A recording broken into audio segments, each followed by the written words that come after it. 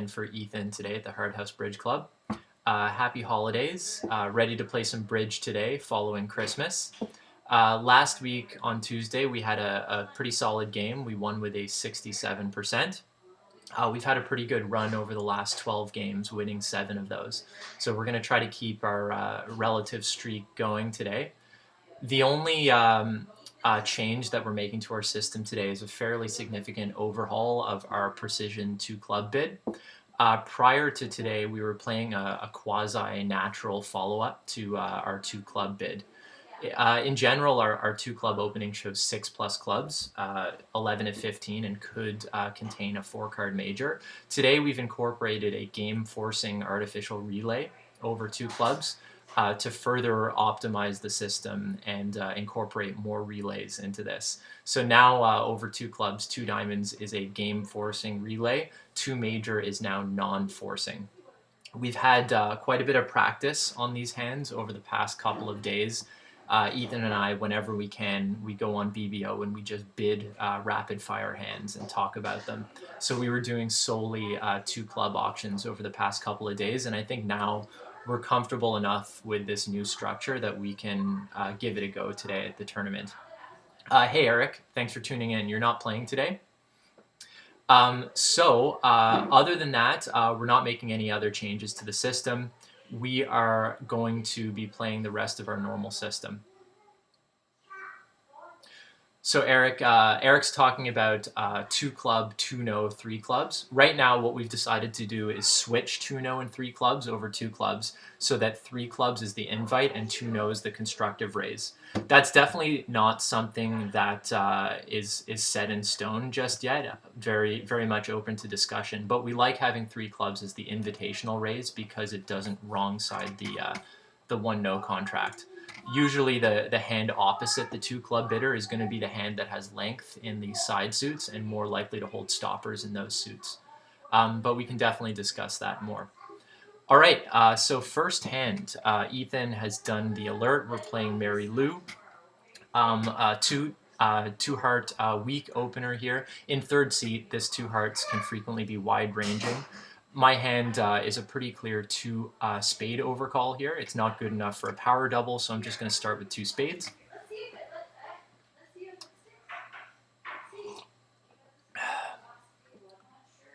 Let's see what partner does over 2 spades. I've got a pretty good overcall here. I've got a 6-card spade suit and 14 high.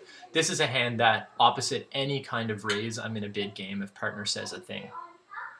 Okay, so 3 hearts is a 2-way bid here.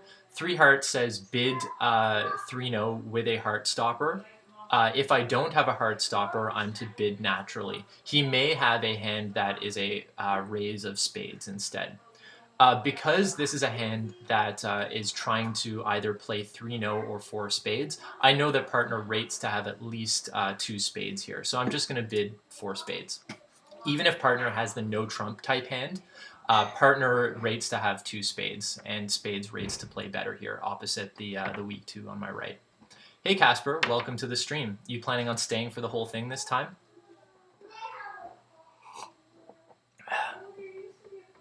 Even with King X here, I don't feel comfortable bidding 3-no over 3 hearts. This could be the only stopper that we have, and if spades aren't running, the opponents are going to knock out my King of Hearts and then run hearts the next time they get in. Oh my goodness. Okay, so he had the second kind of hand, which is the forcing spade raise here. Luckily, though, we're not missing any sort of slam. We're actually off 2 top clubs and a top diamond here. So, all right. So what am I going to do on this hand to avoid losing more than 1 diamond? That's really the key here. So first of all, I need to duck this heart. Playing the jack does no good. If North has the 10 of hearts, South might play the queen here, which helps me greatly because then I'll be able to pitch a club. Okay, so South smartly ducked. I have to win the king here. Now the key is going to be drawing trump and figuring out what to do with these 2 diamonds. If the ace of diamonds is offside, what I might want to try to do is strip the hand before I actually touch diamonds and exit a club, hoping to put North in. So how am I going to do that? Well, what I can do is I can first draw a trump. There's no reason to delay drawing trumps here. So I'll start with a top trump. Everybody's going to be in 4 spades on this hand. So the key here is for me to declare better than everybody else. Okay, so South started with 0 spades. That means that North was dealt 2 spades.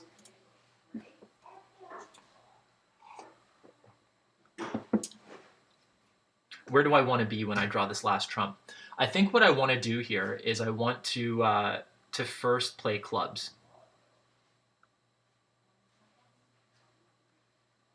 Yeah, so what I'm going to do is I'm going to cross to board with a spade and then play a club. Hey, monkey. All right, on the way to 70%. We'll see about that.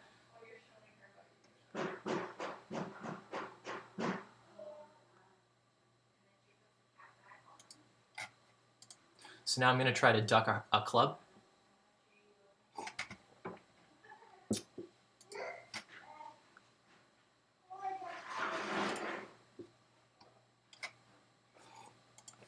Interesting that North held the ace-king of clubs and didn't lead one. So could North also have the ace of diamonds? Unlikely. If North held the ace of diamonds, that would put North with ace-king of clubs and the ace of diamonds. Okay, so that's what I wanted to see. So now we've got a diamond back, and now this contract is cold. After that ace-king of clubs came, though, I was pretty sure the ace of diamonds was with South anyway. So now I can claim. Hey, Jordan.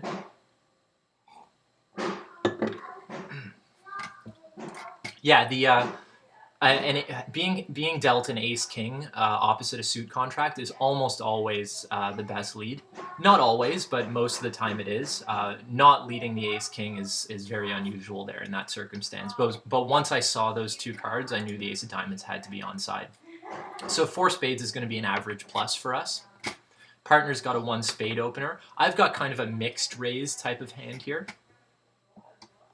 We play weak jump shifts, though, when there has not been any competition yet.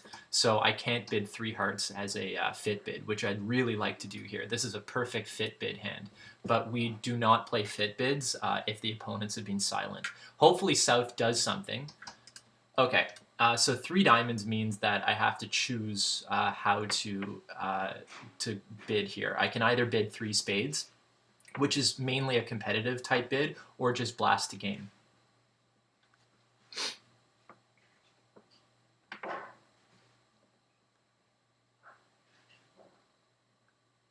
I think bidding 3 spades here is appropriate. Partner will know that I have no invite available here, and with a max, he's going to raise to 4 spades.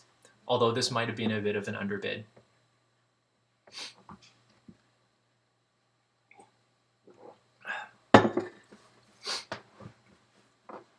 Four spades is also a bit of an overbid on these cards. Partner's limited to a 15 count, although my hand is really good opposite partner's 1 spade bid. Now partner can decide what to do over 4 diamonds. So he's decided to bid 4 spades, which is great. Partner knows to bid game with any max here because I've got a wide-ranging 3 spade bid here. I'm basically forced to bid 3 spades with anything from a constructive to an invitational hand. And he wants to guard against me having an invitational hand, which is what I had. With 7 high, a stiff, and 4 trumps, this is an invite bordering a game force.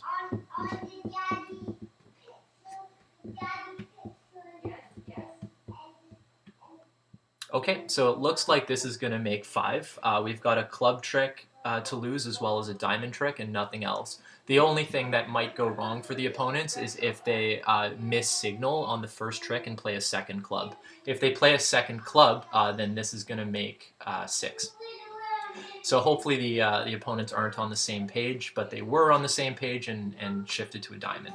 So now this hand is all over. No matter how the trumps break, the queen is going to fall on the ace-king.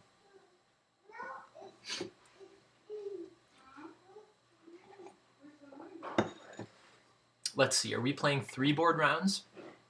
Yeah, it looks like we're playing 3 board rounds. So we're going to have lots of time to play this last board.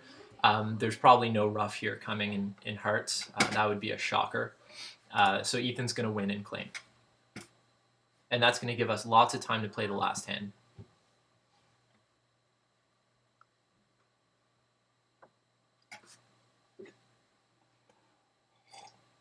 Yes, you're right, Eric. He had to wait for that heart to be played.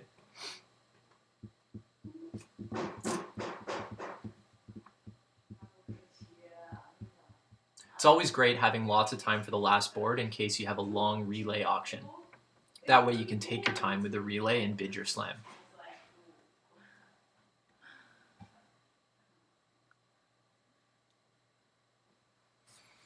This should be an average minus because some people are going to play a second club at trick 1.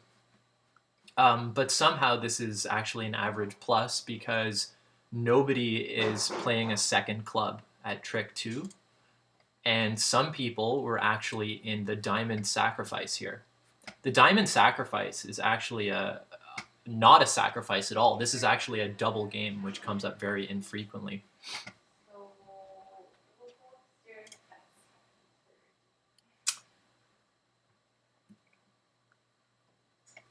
So this is a leaping Michael's hand. I could probably just bid 4 diamonds here. I think that's what I'm going to do. 4 diamonds is pretty clearly pick a major and game forcing. I've got a hand that has 3, maybe 4 losers. This is a hand I really do not want to be playing anything other than in a major suit at the 4 level. And this also, majors strong. This also tells partner how strong my hand is here so that he can investigate for slam if he needs to.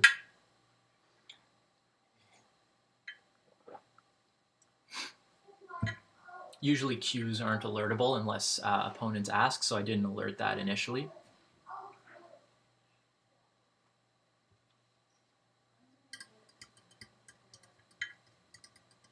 This also makes it more difficult for the opponents to find a minor suit sacrifice by blasting to the 4 level here. The only way this is going down is if partner has a complete bust here. Yeah, you're right, Eric. Maybe 4 diamonds should be alerted. Regardless, I should probably alert 4 diamonds just to give the opponents the benefit of the doubt there.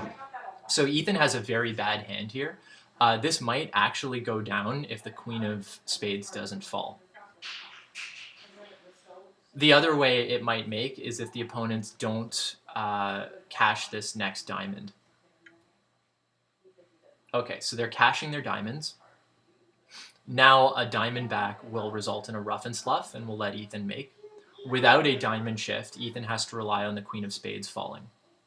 Now Ethan will play the king, hoping that the ace was under lead. It was not. And Ethan is going to have to rely on finding the queen of spades. There's actually a couple of ways to play this suit. After cashing the ace of spades, you can decide whether or not to run the jack, but you can't after the heart return because the heart might get ruffed. Okay, so this is down 1.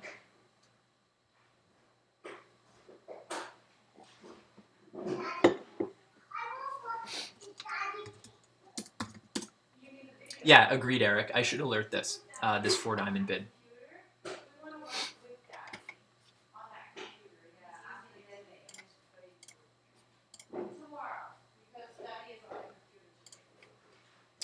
So, let's see here. So, currently only 2 people have played this board. One person ended up getting to 5 diamonds, and 5 diamonds is a terrible contract. It's down 3. 4 spades, unfortunately, is not making. Although, looking at my hand, I've got a hand that really does want to be jumping right away. If partner says anything, I'm going to be blasting to game. And if I started with 1 spade or a power double, partner's going to bid 1 heart or over a power double, or he's going to raise my spades, after which I'll blast to game. So we're always getting to game on these cards. The question is, what does the field do on these cards? Looks like someone else is in 4 hearts. Let's see what their auction was. So Wes started with 1 spade, which is probably not what I would have chosen playing precision. I would have called this a strong club hand. But playing standard, this is a 1 spade opener. And they have a natural auction to 4 hearts. Let's see if anyone else has played this. Yep, another down 1. Let's see with that. Okay, so this person started with a power double over 1 diamond. That's very reasonable, playing a standard system. So power double by West, 1 heart, weak by East, a jump to 3 hearts over 1 heart, which must be a very strong hand, followed by 4 hearts. So this is a pretty reasonable standard auction to get the game here.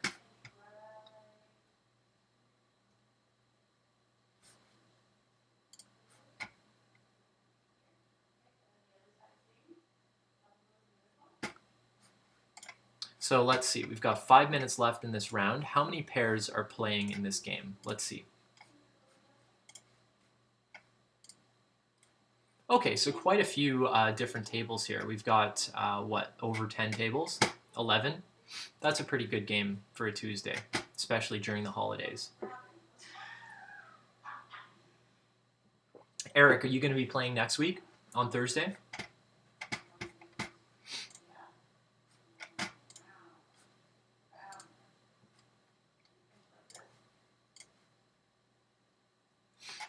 Great. All right, so a bunch of results coming in now. Most people are in the normal 4 major suit game here. That is down 1 when the Queen of Spades doesn't fall. So this is going to be an average minus, it looks like, unless somebody comes in with some very bizarre scores.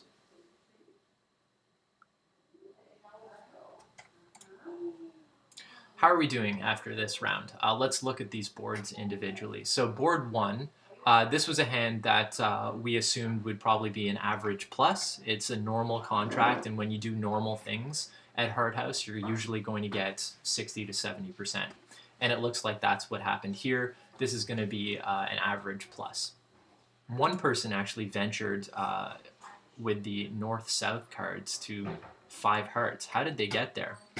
Let's see. South opened a weak 2. North raised with this, which is not really a standard raise, but more of a gamble.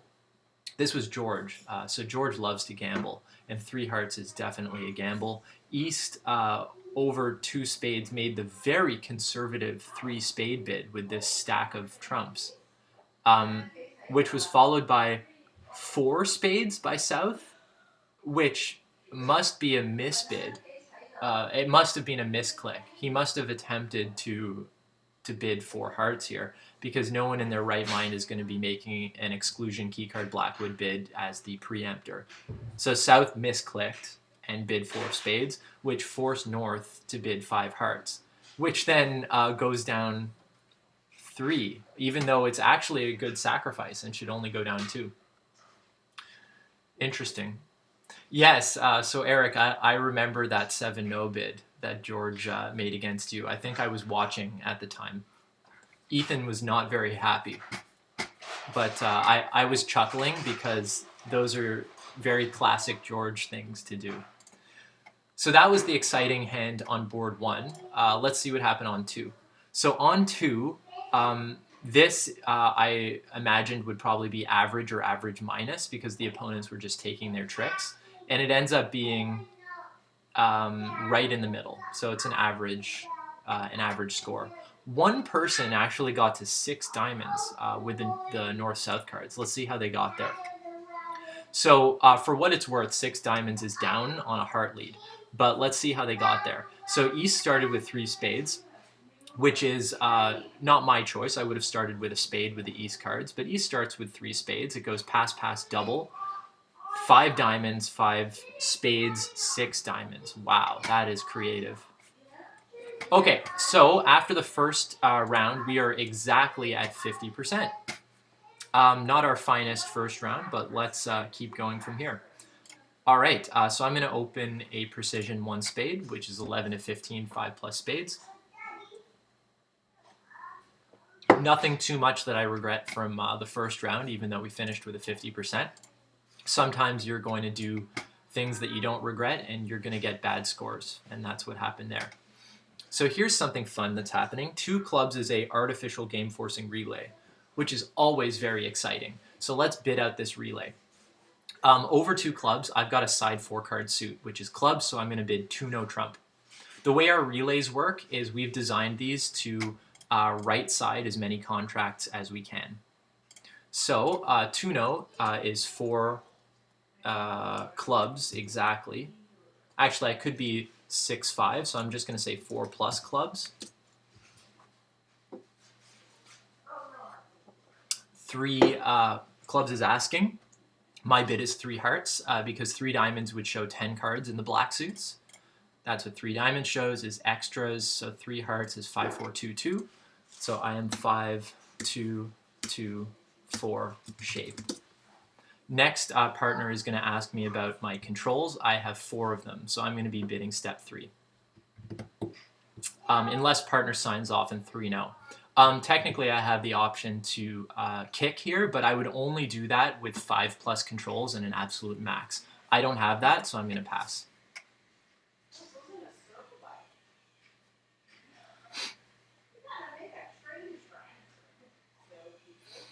Okay, so a diamond lead. It looks like the opponents have gotten off to the best lead, which is unfortunate for me. That 5 of diamonds looks like it could be from 5 diamonds. So I'm going to place north for 5 or 6 diamonds. The diamond was also led immediately, suggesting no other viable lead. So let's look at the tricks that I've got on this hand. I have 1 spade, 5 hearts, that's 6. I've got the ace of clubs, that's 7, and the ace of diamonds, that's 8. So where am I going to get 9 from? Well, what I could do is I could hook a club, and that would be 9. However, the opponents may very well run some diamonds on me before that happens. So first what I'm going to do is duck this diamond. There's really no reason to play low unless I'm trying to do something sneaky here and or block the suit. Let's say North has 5 diamonds. There's going to be no blocking the suit by playing the ace. If North has 6 diamonds, there is still no blockage because South could play his Doubleton Honor on trick 2, which would get overtaken by North. So I have to duck. And I'm going to watch the spots very carefully here. I should make sure that they play standard leads. Let's see, did they announce anything? First discard Laventhal, so they probably play standard. Okay, so there's the 2, so that's helpful. Oh wow, okay, so my jack is holding. That's incredible. So now that my jack has held, which suggests that the opponents have made a terrible defensive error, now I'm going to be making over tricks on this hand. Because what I can do now is I can play some hearts out and then hook a club, which is what I'm going to do. So let's... the other thing I could do is just cash the ace of clubs and then play a low club. Do I need to do that? I don't think so, because I can always pitch 3 spades on my hearts. I'm not going to be squeezing myself. So I'm just going to cash out my hearts and see what the opponents pitch. Now that I've seen the 2 from South, I know that the 5 of diamonds lead must be from no more than 5 cards.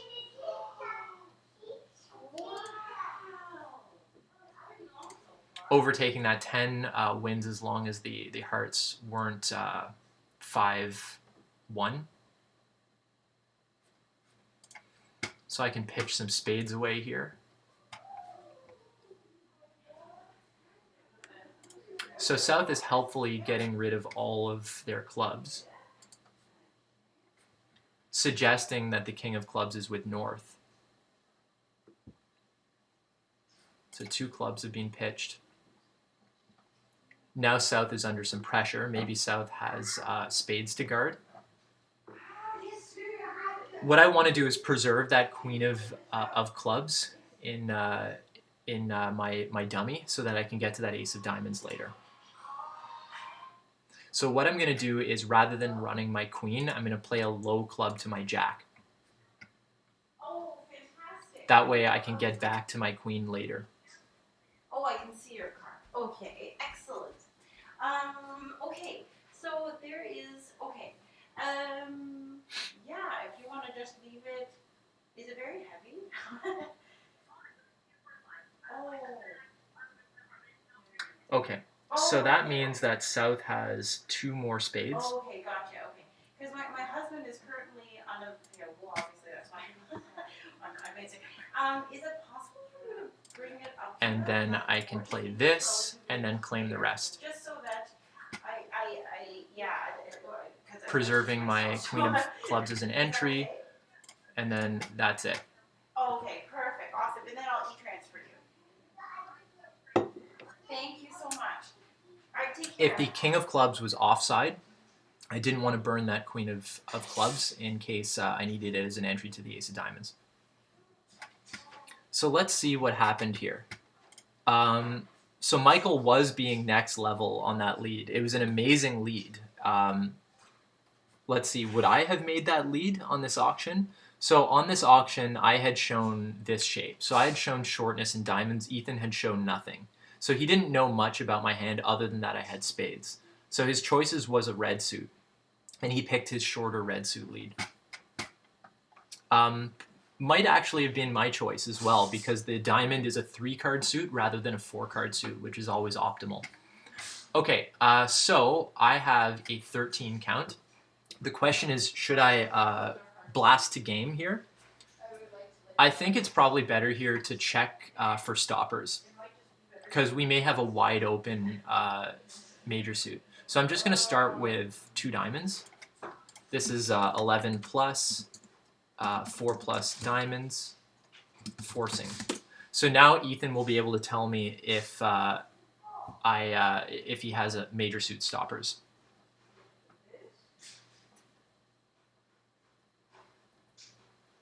Why did I ask Ethan twice? Why did Ethan ask twice? Okay, so this is bad news, because this means Ethan has no spade guard at all, which means I should sign off in 3 diamonds.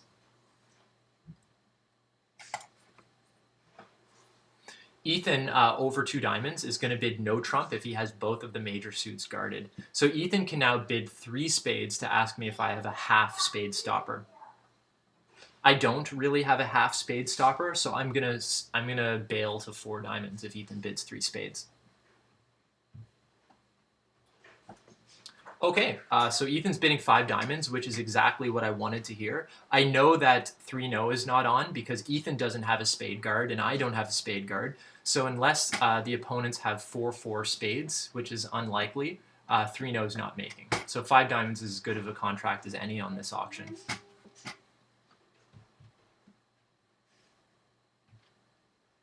Oh, so, okay, why did Ethan ask twice? Yeah, it looks like Ethan was looking for a heart fit. That's why he asked twice. All right, so I am glad we're not in 3-no. It looks as though we're in the perfect spot. 6 diamonds is probably on, but nobody is finding 6 diamonds on these cards, I don't think. So I think 5 diamonds is going to take most of the match points. Yeah, so 6 diamonds is cold, but opposite a limited opener with my hand, I don't think we're ever going to get to 6 diamonds here. Take care, okay? Yes, you too. I'm very glad that Ethan didn't pass me in 3 diamonds here with this hand. He had a great hand for diamonds as well as lots of controls. Yeah, so in 2/1, how would this auction go? So probably they would open a diamond, and I would game force maybe with 2 clubs.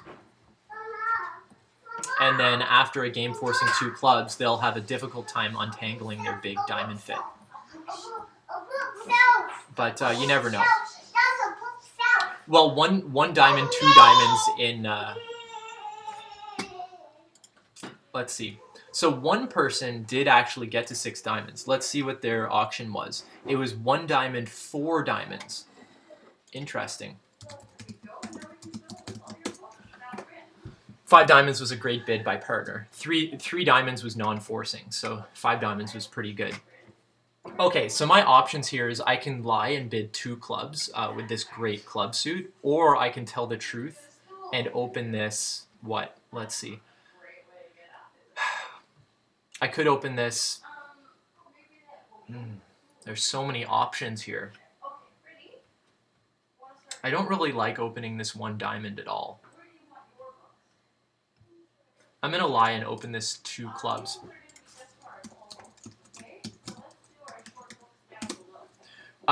What we play over 2 clubs now as a passed hand is Ethan's 2 diamonds is actually major suit Stamen.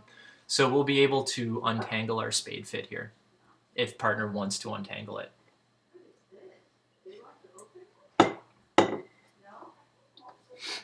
Yeah, this is a hand where multiple lies could be right here, but I like 2 clubs here because my club suit is so great. 2-0 here is a constructive club raise. He may also have a long major as well, like hearts. But if he had that, he would have just been 2 hearts. So this must be a constructive club raise. I'm just going to pass. My work here is done. After bidding 2 clubs, I've described my hand, and partner can take it from here. Although I haven't described my hand entirely accurately, partner still is in good position to know what to do over 4 hearts. Partner knows as well that I've got good clubs. I don't have a double here. I don't know how many clubs are cashing, so I have to pass. Partner rates to have 3 clubs. What I'm going to do, though, is lead the king of clubs because I want a suit preference card from partner.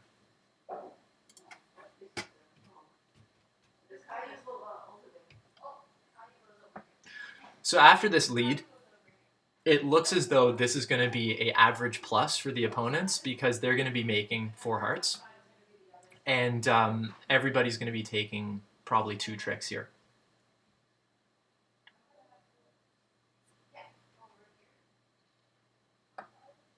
Yes, you're right, Eric. If it goes 1 diamond, 1 heart, 1 spade describes my hand well. The problem is I didn't want to risk 1 diamond being passed. So Ethan's played the 8. The 8 is a relatively high spot, suggesting that he wants a spade. Now, the spade may actually be a reasonable shift here because partner could very well have shortness in spades. Somebody's hiding the 2 of clubs here, and it's probably partner, which means he doesn't want a diamond, he must want a spade. So what I'm going to do is give partner a spade count card here. So I'm going to play the 8. It can't be an attitude shift because all of the honors are there in dummy. So my 8 is simply a count card. Now that I think about it, though, I should have played a low spade because we're not playing standard remainder count on the first time a suit is broken.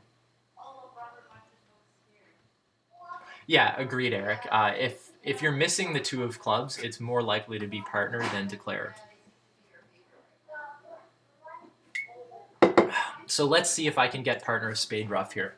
If partner was dealt a stiff spade, which is pretty unlikely but still possible, maybe South is 4-4 in the majors, then partner...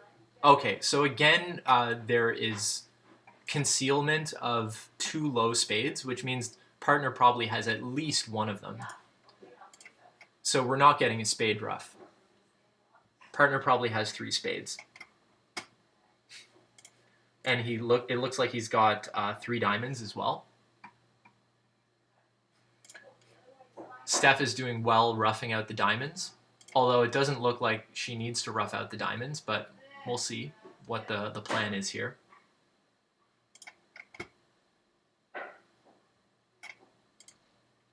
The 10 of clubs is a standard remainder count card. Partner started with 3 clubs, which means Steph still has 2 clubs left to rough. Playing my ace of hearts here, really the only advantage to this is putting Steph in dummy. Why would Ethan not rough this diamond? Maybe he's got a vulnerable holding in the trump suit. If I rough with the ace and I shift to a spade, then what's Steph going to do? Probably play another diamond.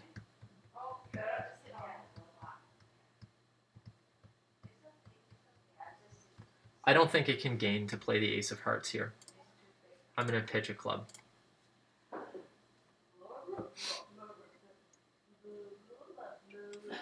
Okay, that's what I wanted to see. So Steph played a heart.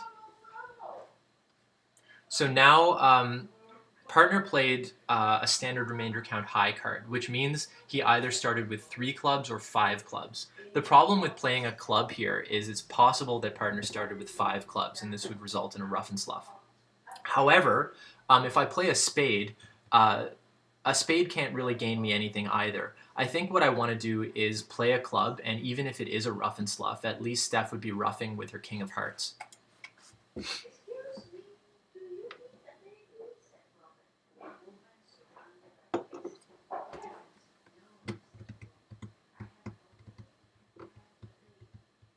So if Ethan started with 5 clubs, that means he had 3 diamonds, 5 clubs, probably 3 spades, and 2 hearts.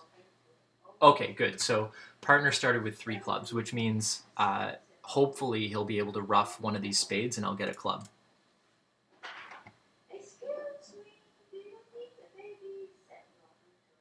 If he ruffs here, then I'm going to get a club at the end because Steph should still have 1 club left. He needs to ruff here.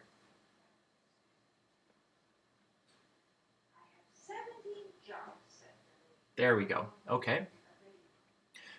Ethan might have had queen small of hearts left, so this may have actually given up a trump trick, but what it's done is it's given me a club trick, and it's also sealed off the dummy. Oh, perfect. Okay, so that's down 1. Excellent. So that was not routine defense, but it was helpful to have partner's standard remainder count card in clubs, knowing the partner was either dealt 3 clubs or 5. It didn't matter at that stage whether or not I play a club back. Okay, so partner's 8 of clubs on trick 1 was suit preference middle. So basically partner played his middling club here, which said I have no preference for either spades or diamonds. So that 8 of clubs was correct. Next trick, partner played the 5, which is a count card. Perfect. On the diamonds, partner played correct count. Now on this club, this was key. Partner played the 10 of clubs from 10 small, which is a standard remainder count card, telling me that he either had 3 clubs or 5. Now when this diamond was played and was not roughed by partner, it revealed that partner had a vulnerable trump holding. Okay, so this round is now done. And here I have to play a club, which I did, and that resulted in down 1. Okay, so good round. It ended up being over or about an 80% round, or 75% round, somewhere around there, which has brought us up to a 63%.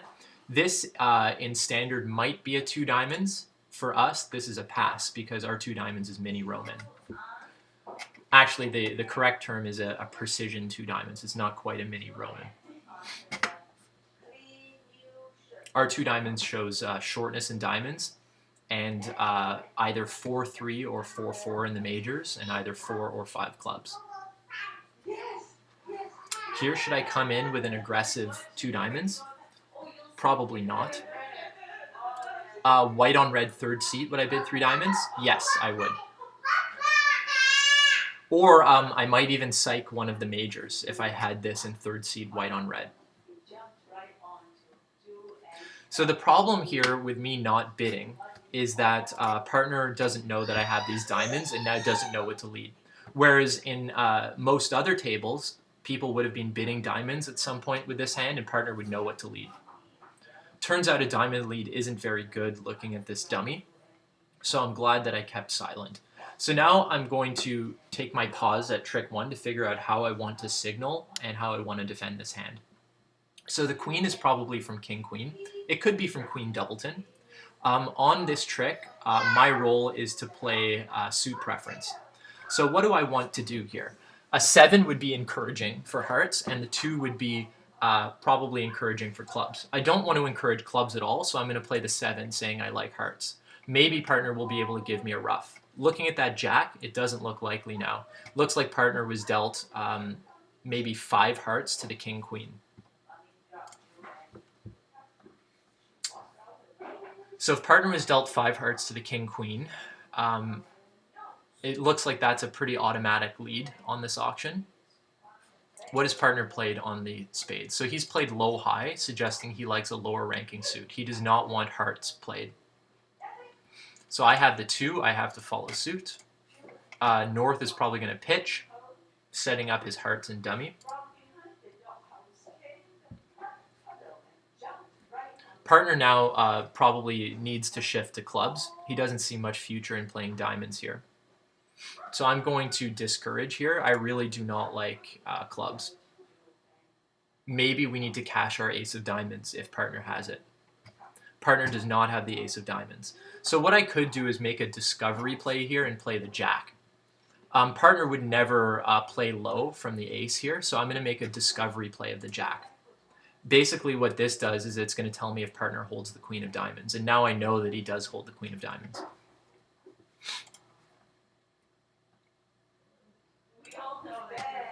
So it didn't matter. That's it. 11 tricks. This should be fairly normal, I think. Partner may have blown a trick, actually, by leading the king.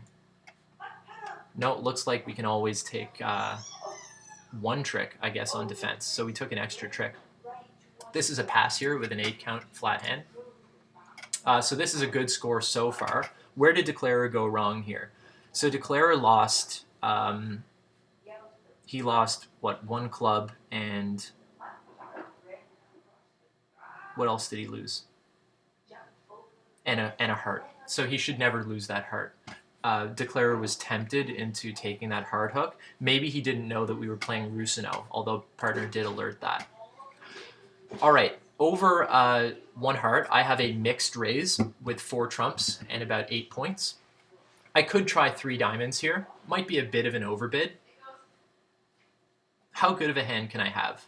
This is about as good of a hand as I can possibly have here. I think it's reasonable for me to bid 3 diamonds. The problem is that I've got some wastage in diamonds. But we could still have game here. I think I have to bid 3 diamonds.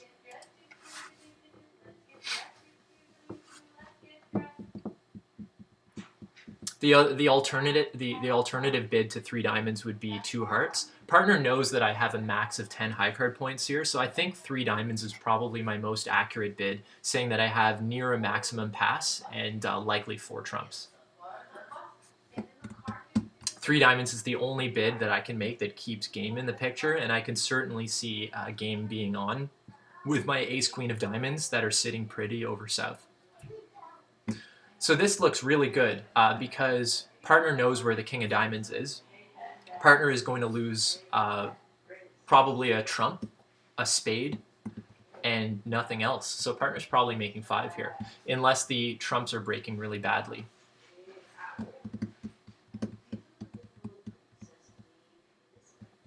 Are the trumps breaking badly? No, they're not. So now, okay, so 1 trump loser. Partner is going to lose a spade. There's no getting around that.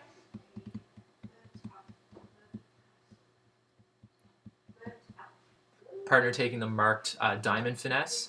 Going to strip the clubs. Partner could sneakily play the 8 of diamonds here, knowing that North has no diamonds left, and duck the 8. Okay, but South alertly plays the 9 of diamonds.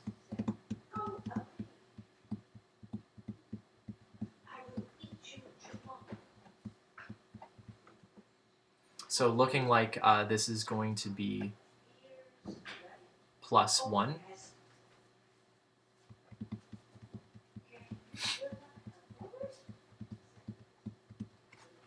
Partner can claim pretty soon here. We can move on to the next hand. This one here ended up being an average plus, closer to a top than an average plus, actually. A lot of declarers are not making the mistake of taking the roughing finesse in hearts. I would imagine most of these declarers only took 11 tricks by doing that same line.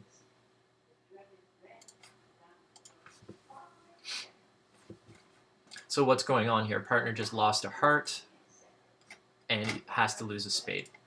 So it's going to make 5. Now the question is, had I chosen 2 hearts instead of 3 diamonds, what would partner have done here? Would partner have made a raise? Let's see. Partner probably would not have raised. Partner only has 10 high, actually, on this hand. So if I had bid 2 hearts, that probably would have been where we would have played. So this will probably be a fairly good score. It's 10 opposite 8. This is an 18 high card point game. Just goes to show the value of trump length. We have 10 trumps, so people that are following the law of total tricks will get to game, and people that aren't will not get to game on these cards. Interesting. So one person is in the creative contract of 4 spades by North. How did that happen? South bid 2-0 over a 2 heart weak 2, followed by 4 spades. So we'll get to that. But first of all, partners made an interesting call over 1-0. This double shows 5 minor, 4 major, or a 6 plus minor, or 17 plus any hand. So if he's got long clubs, which he rates to have, I don't want to be any more than 2 clubs. So I'm just going to bid 2 clubs here, showing that I have club tolerance. Club tolerance. And he's probably going to pass me if he's got 6 plus clubs. He'll even pass me if he has 5 clubs and a 4-card major. So we will miss our 4-4 major fit if that's the case. But I think it's more likely on this auction that partner has just 6 clubs. In which case, 2 clubs is exactly where we want to be.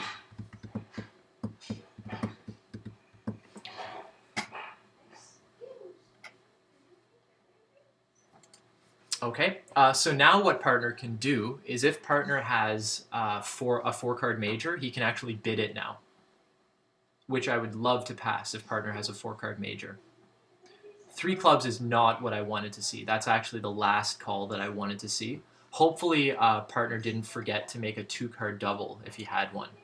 3 clubs is almost certainly going down unless partner has an incredible hand. Okay, so partner did not have a 2-card double available. It looks like South overcalled a 4-card diamond suit. So the diamonds are split 4-4-3-2 around the table, which means I'm going to lose 2 diamonds, a spade, a heart, that's 4, and maybe nothing else. So we may actually make this. As long as clubs are behaving friendly and I don't lose more than 2 diamonds, I should be okay. But how can I ensure that I only lose 2 diamonds? Well, I might be able to pitch one on a spade if the queen of spades is favorable. Is it possible that North opened 1-no trump with a singleton king of diamonds? I think that's very unlikely. I should probably duck this diamond to ensure that that North can't get to South's hand to run those diamonds. So I'm going to duck.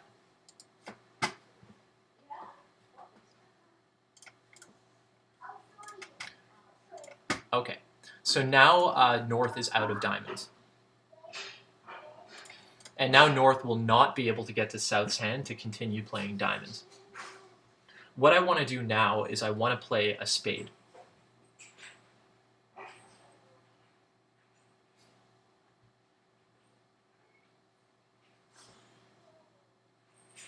Or do I exit a heart? If I exit a heart, let's say I play the ace of hearts and a heart.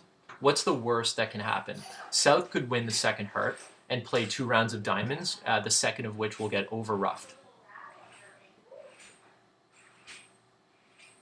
If I play a spade, North is going to win and exit a heart, and then I'm in no better of a position. But I think I have to try that. That's really the only play that I have. It's looking bleak at this point, but this is the only play that I have. So now North can exit a heart. If I duck this heart, does that do me any favors? Not really.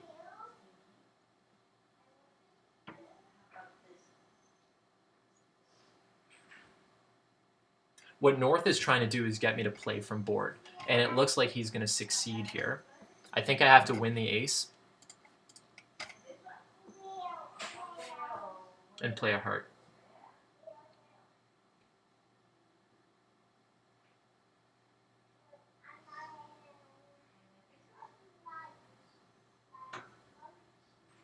Playing a heart isn't going to do me many favors, though.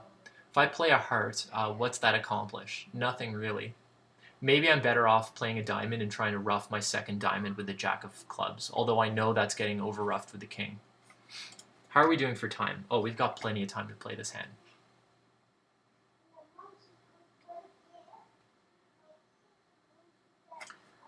Okay, So if I play this, he's going to have to exit maybe a spade. No, I think I should play a heart.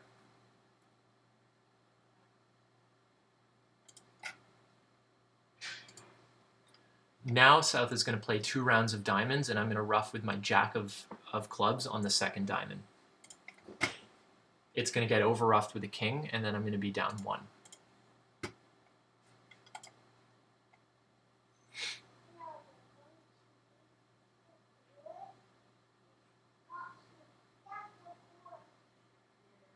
But maybe South will make an error on defense.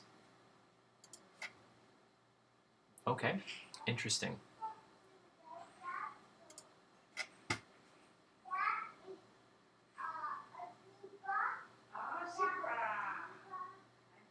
So now this is very interesting. I still have this diamond to lose, so I think I still have to try to ruff it.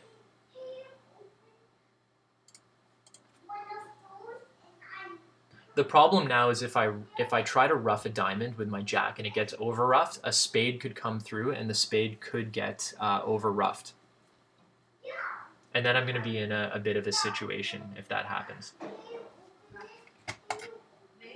So North has shown up with ace, queen of spades, that's 6. The queen of hearts is 8. The king of diamonds is 11. So really, North must have the king of clubs.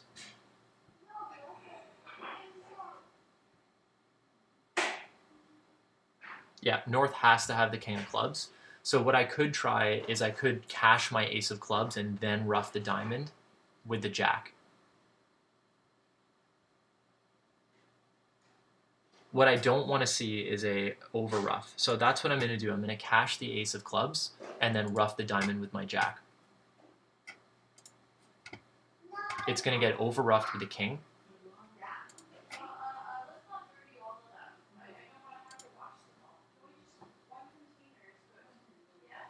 And now I still have to decide whether I'm playing for the clubs to be breaking 3-2 or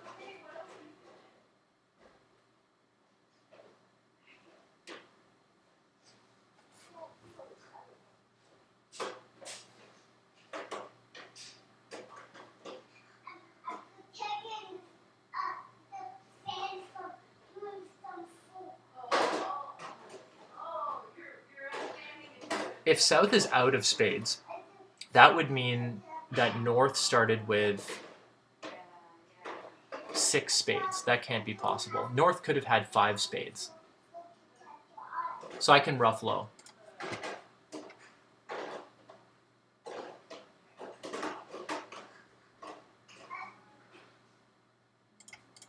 Okay, and then that's it.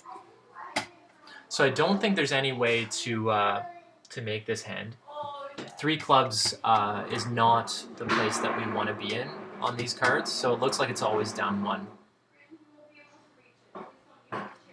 So partner probably did not do great to bid 3 clubs. He doesn't know that I have only 2 clubs. I could very well have had more clubs than just 2, but I had the absolute worst hand for him. It's probably better for him to just let me make a 2-card double.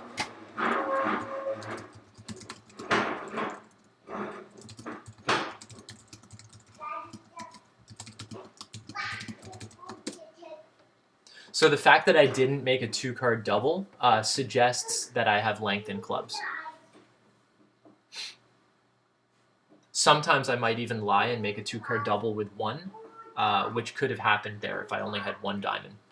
So Ethan knows that I likely have 3 diamonds on this auction, which means that him and me have 7 diamonds combined, so he should not be competing up to 3 clubs.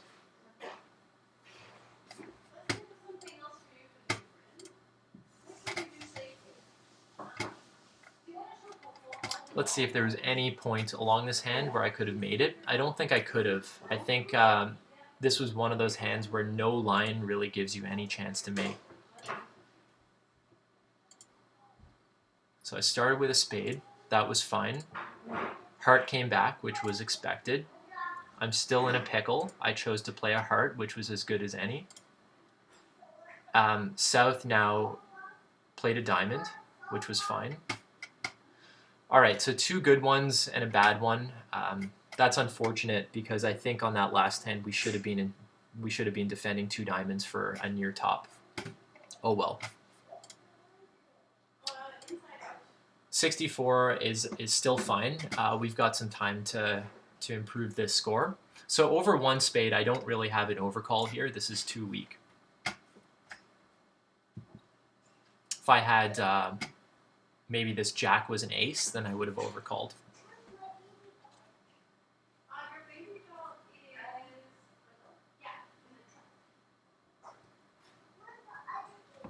Okay, so we're playing against the director, Kevin and Mike. It looks like they've started with a forcing no trump auction.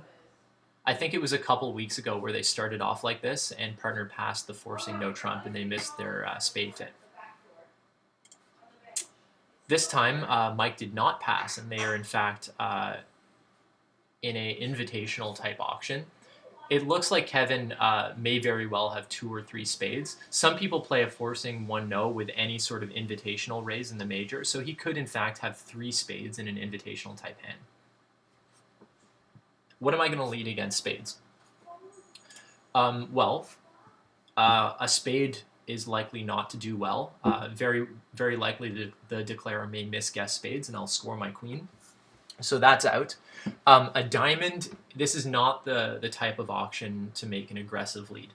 I think here at match points, with the opponents that are in an invitational sequence, what I want to do is lead as passively as possible. The most passive lead here is going to be a club. And I think that's what I'm going to do, is lead a passive club and let the opponents take their own tricks. Leading from jacks is usually not a good idea either, so that's why I chose the club instead of a heart. I'm going to let Mike play this hand. They're in an invitational auction. They're probably close to making, close to going down, so it's better just to let them play the hand. But the bad news is that Kevin has a hand that is pretty much a game force, opposite 1 spade. I probably would have chosen to just blast the game with his hand, so they're probably going to be making this.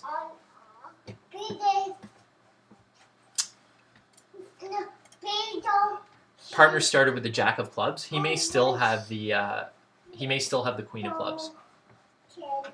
Hopefully partner shifts to a diamond here. I think the diamond is the obvious shift in this sort of sequence. He knows I can't have much in the club suit, seeing that dummy.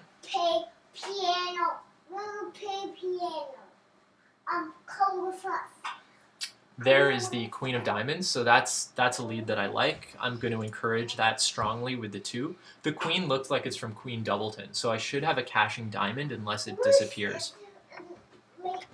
But it doesn't look like there's anywhere for it to disappear. Mike doesn't really have any pitches. So I think if we're going to get that diamond, we're getting it all day.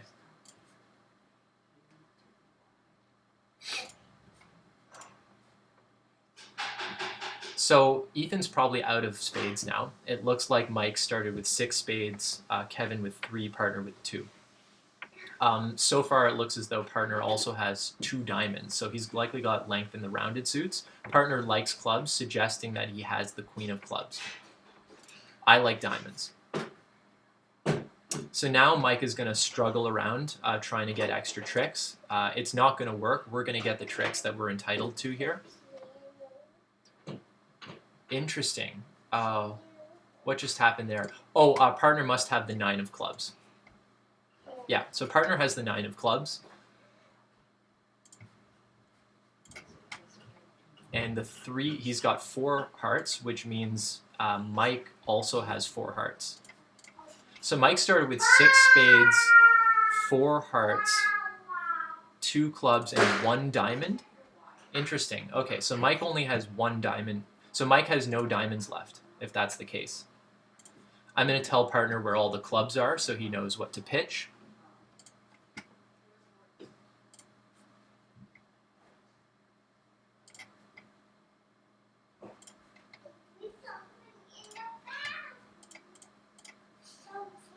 Oh, interesting. Okay, so Mike had 6, 3, 2, 2. Okay, fair enough. So it looks like we took the tricks we were entitled, but the opponents got to the right contract, so this is likely to be a good score for them. And it looks like it is a average plus for us because some defenders are letting the declarer take an extra trick. So this is a 1-no trump opener. I've got 12 points. This is 11 to 13. Gotta love opening these weak no trumps. Very rarely you will miss your 4-4 major part score. At imps, that doesn't matter. At match points, that can sometimes matter.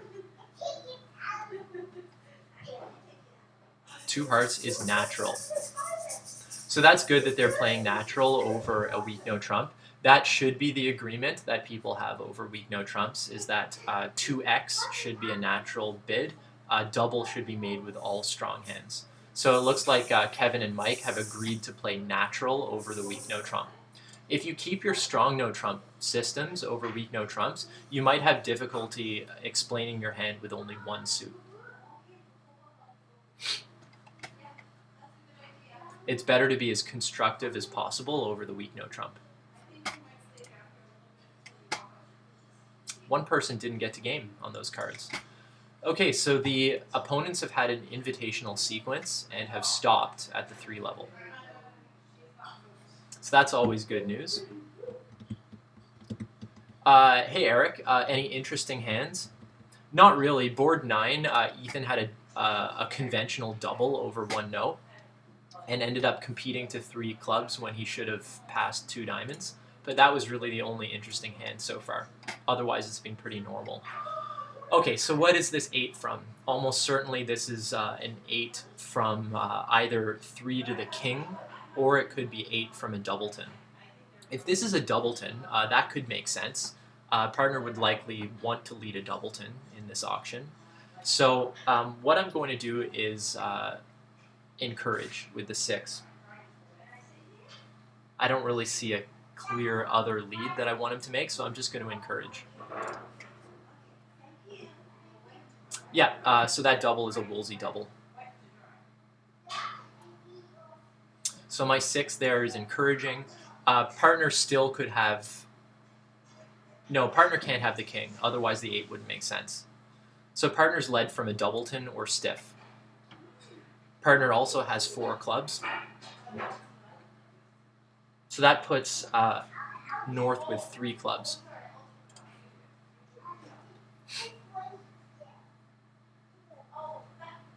Okay, that's good news for me. So the hearts was a frozen suit. Partner started with the doubleton club with 4 clubs, so I know most of partner's hand now. Now when I get in with my queen of hearts, my queen of spades is going to be a winner. Okay, so partner might have played that 10 from 2 remaining, or rather from starting with 2. So I don't know yet if partner started with 3 hearts or with 2. It doesn't look like partner would ever play that 10 from 3 cards, unless he also had the 10-9. So after I cash my winning queen of spades, I'm going to have to decide what to do. Is there any rush to playing anything but another spade? Well, partner does not like diamonds, so that tells me something. If partner's count is correct on the clubs, that means he has 4 clubs. It's very unlikely he has 2, because if he has 2, that means that North started with 2 5-card suits. So I'm going to play partner for starting with 4 clubs. So if partner started with 4 clubs, 2 hearts, 2 spades, that gives him 5 diamonds, which means we probably don't have a winning diamond trick. Regardless, I don't think there's any reason not to cash my jack of clubs. The only reason not to cash the jack of spades is if partner actually started with only 2 clubs. Then I have to shift to a diamond. But I don't think he did, so I'm going to play the spade. Otherwise, Kevin's line wouldn't make sense if he played clubs and had 5 of them. Oh, interesting. So maybe partner had the 10-9-8 and Kevin overcalled a 4-card suit. Is that possible? Why would partner play the 10 from 10-8 small? So I should split. That 9 is a standard remainder count card. So he probably started with 3 diamonds.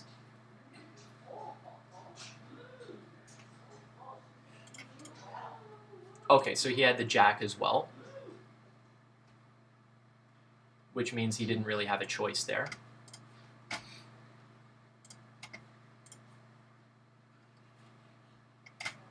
Okay, and that's all she wrote.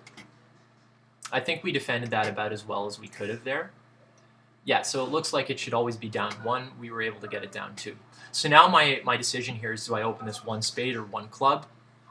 I think this is a 1 spade opener. I don't think it's quite good enough to open this 1 club, even though I do have length in the majors with high cards that are in the majors. I've got this stiff king of diamonds, which isn't very good, so that's not good enough for 1 club.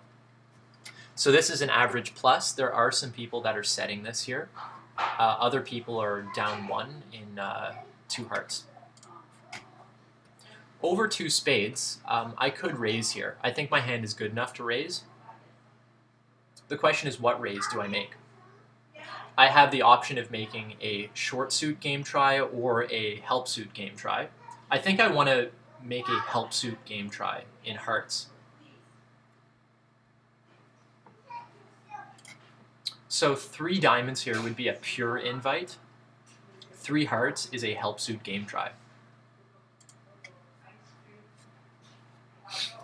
Double would be penalty here. Okay, so partner's got a bust, so that's fine. I'm happy to play 3 spades. Help suit game try.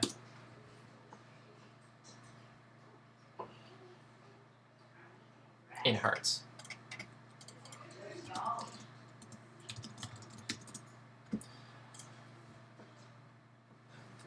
So basically 3 hearts is saying, partner, if you're able to cover some losers in the heart suit, bid game. Partner's saying, I can't cover losers in the heart suit.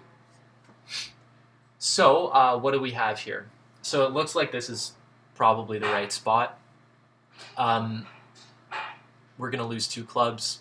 We're going to lose a heart, probably a spade, unless spades are 2-2. The key on this hand is going to be dealing with these hearts that are in my hand. So what I probably want to do is unblock this king of diamonds and pitch a heart, and then rough the other one. So that's what I'm going to do.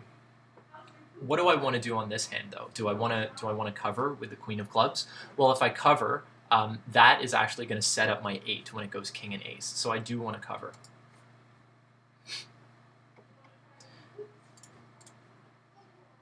So now the ace is going to drop my 9, and now Mike has to decide what to do, because Mike will have to lead away from his 10 of clubs. And if Mike does that, I'll have to decide what to rough with or whether to pitch a heart. I know that Kevin is out of clubs now. It doesn't really do me much good to play a low spade. Okay, so that's helpful. So now I can cash my my ace. They play standard carding, right? Let's see. Standard carding. So that 7 looks possibly encouraging. Although Mike probably wouldn't have shifted to the king without the queen. So he's probably got the queen of hearts. In any case, now what I'm going to have to decide is, do I unblock my king of diamonds? Do I overtake my king of diamonds to take a spade hook? I don't think so. I think what I do now is I play my king of diamonds and play a low heart from hand, planning on roughing 1. And then maybe what's actually going to happen is Kevin will hold this this trick. That's what I wanted to see. Okay, so Kevin is holding this trick with the queen. Now Kevin cannot play a club, which is great. So I can pitch that, and now I can take my spade hook. Perfect. Even if this loses, I should be in good shape.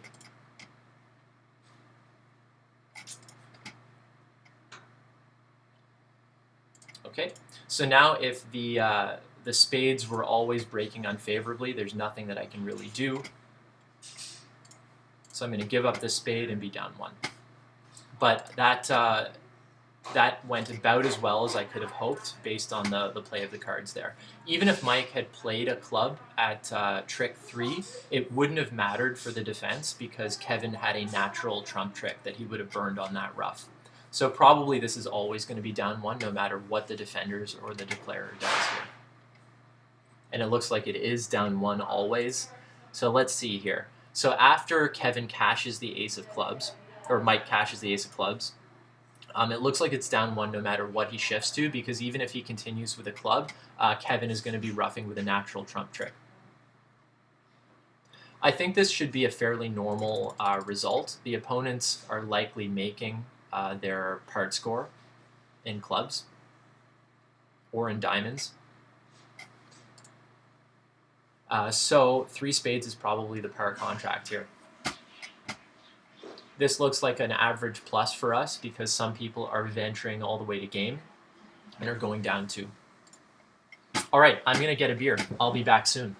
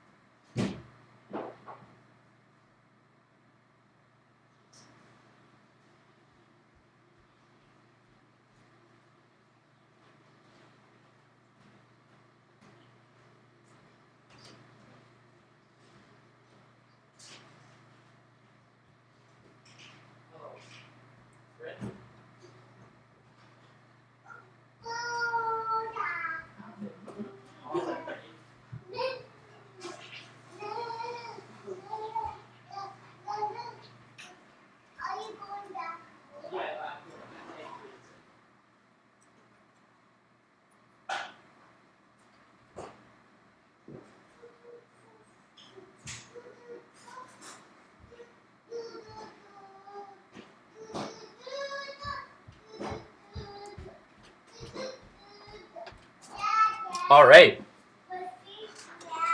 So we got 1 minute left to go. How did this round go? Let's see. Board 10. So board 10, it looks like the opponents were in a normal thing, doing a normal contract, and it's an average plus for us. Pretty close to 50% though. Board 11 should be an average plus for us, and it is because we took an extra trick. And then board 12 should be pretty normal.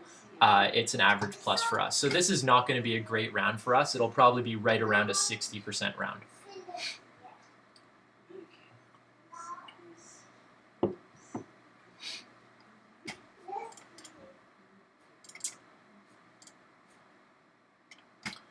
All right, Mike is back with some connection issues.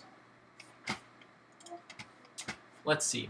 How is the night going overall? Well, so far, I haven't been too upset by much this game. The only thing that I wish we changed was board 9. Board 9, instead of a 30%, should probably be closer to an 80 to 90%. But that was really the only one so far where we've blown it. Otherwise, it's a pretty steady game so far.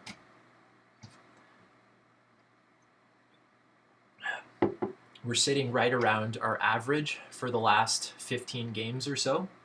So if we stayed right here, that would be pretty normal. We'll see if we can increase our score by the end of the night. Okay, what's happening here? So I've got a balanced 12 count. Balanced 12 counts in 4th seat, open 1 diamond.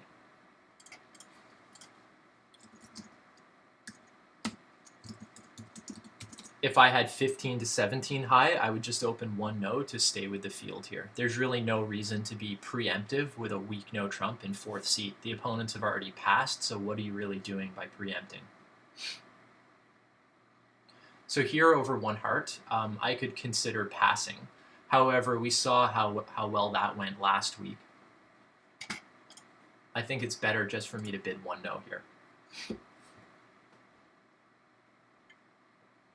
Partner can always rebid 2 hearts with 5. Partner now knows that I have exactly 11 to 14 points and a balanced hand.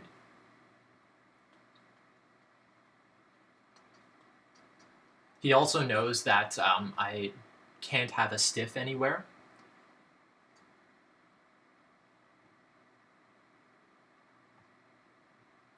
Two clubs. Okay. So two clubs is probably an invitational type hand. Could he have an invitational type hand? First of all, that's the question to ask. I have 14. He has a max of 10. He cannot have an invitational type hand. So what I should do is assume that this two clubs is natural and bid two hearts.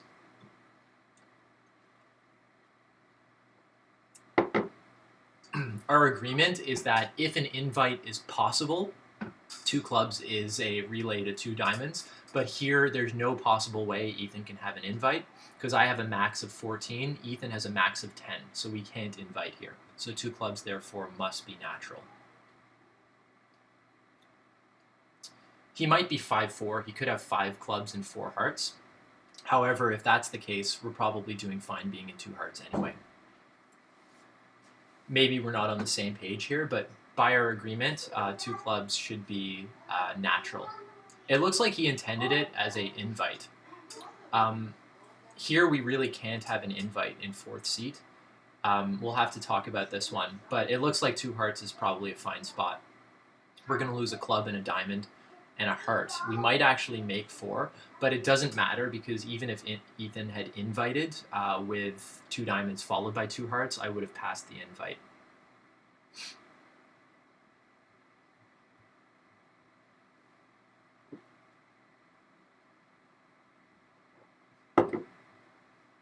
So this is one of those hands where the hands are fitting pretty well and game is going to make, but I don't think people are going to be there with, 9 opposite 12?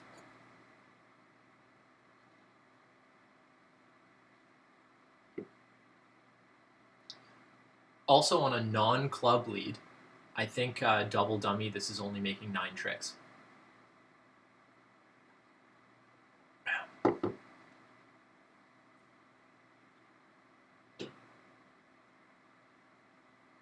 Yeah, it's true, Eric. He did have I guess he thought that an invite was possible.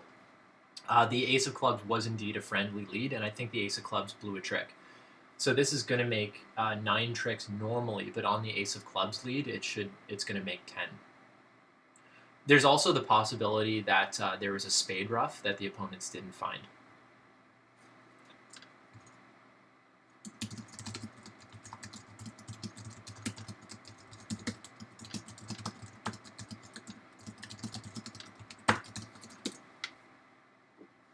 I'm just reiterating what I said in the stream.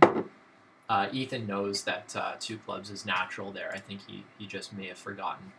So 2 hearts plus 2 is a top, it looks like, because of the ace of clubs lead. The ace of clubs lead does blow a trick. It looks like this can actually make only 2 on a spade lead because there was a spade ruff. Okay, so here I've got 13 with 5 diamonds. My options are to lie and open 1 no, which is legal here because I have a stiff king of clubs. Do I want to do that? I don't think so, because if partner has 4 hearts, I don't want to miss our 4-4 heart fit. So I'm just going to bid normally and bid 1 diamond. Although this is very tempting to open 1 no.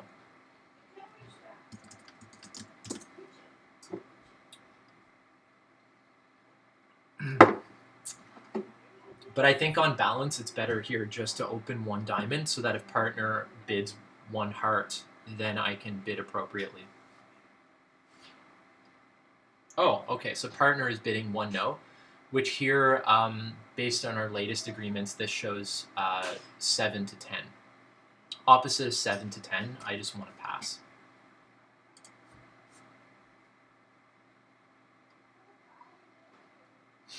Agreed, Eric. This hand, though, with a stiff king of clubs, I think it would be reasonable to open this 1 no for the preemptive value, but it turns out not to work very well here. It may have fooled partner rather than the opponents. So the opponents missed their spade fit, even though I didn't open the weak no trump. Fascinating. So that's always the downside of opening 1 diamond instead of the weak no trump, is it allows the opponents to more easily find their 4-4 spade fit. So I did not open the weak no trump, and the opponents still missed their 4-4 spade fit. Fascinating.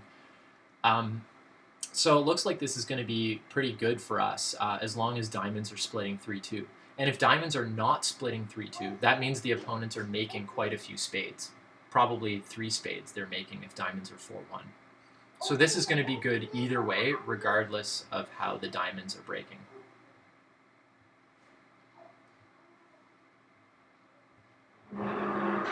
Oh, so Eric, are you hinting that they don't have 4 spades, but rather somebody had a 5-card suit and didn't bid it, or maybe a 6-card suit?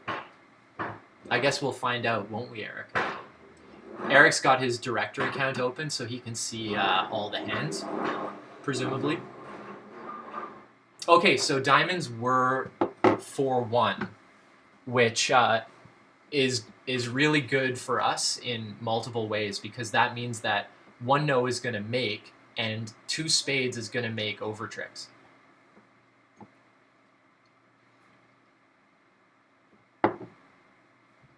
So this will be good no matter what.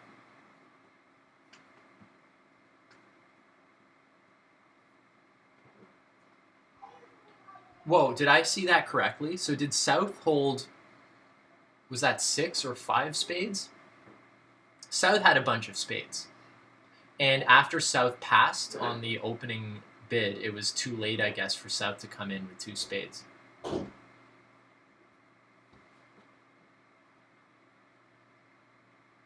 Oh, okay. 6 bad spades to the 10. Who knows? Maybe the field won't be finding their spade fit.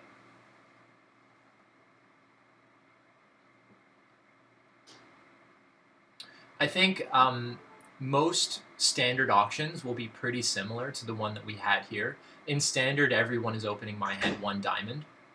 I think everybody is going to be bidding 1 no with Ethan's hand. So really it comes down to what the opponents do. And if South did have 10 bad spades to the 10, maybe South isn't bidding anyway. So 1 no is always making. Let's see. So 1 no is a clear top because spades is making 9 tricks. Or it looks like it makes only 7 tricks. Interesting. But they somehow made it anyway.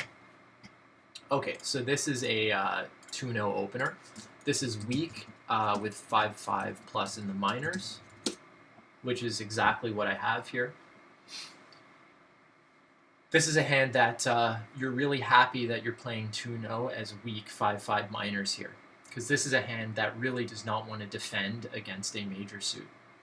Now partner knows exactly what I have and is best positioned to either double the opponents after they come in or sacrifice. Yeah, that's probably more likely, Eric. People, for some reason, love to raise minor suits to the 2 level, and at match points, that should be the absolute last option for you. If there's any other viable bid, you should not raise the minor suit to the 2 level. 3 diamonds here is competitive into play. What 3 diamonds does is it removes the Q bid from South. Now, I don't know if the opponents even know what Q bids mean in this scenario, but in theory, the 3 diamond bid is removing Q bids. Now we're all going to pass, hoping the opponents miss their game. But North is too smart for that, so North is now thinking, do I explore for slam, or do I just bid 4 hearts? Partner is going to be better positioned now to decide whether to sacrifice at the 5 level. Probably the reason he started with 3 diamonds is he's hoping that the opponents miss a game. Eric, probably nobody, other than you maybe, at this club. But if they were playing unusual over unusual, then the 3 diamond bid removed that option from the opponents.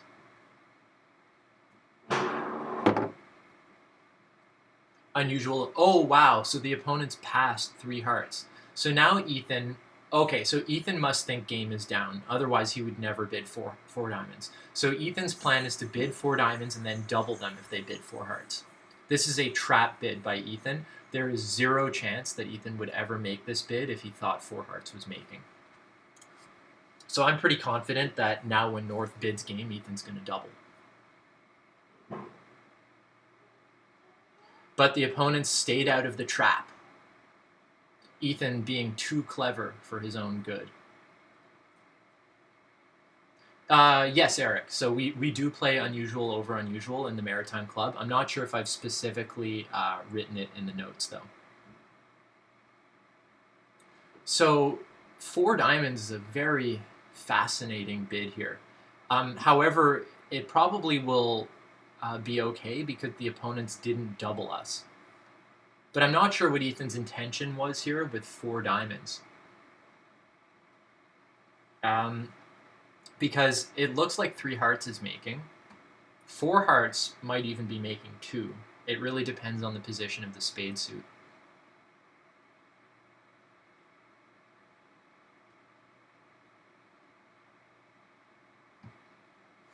But one thing that we can be grateful for on this hand is that I started with 2-0 and didn't let Ethan raise in spades.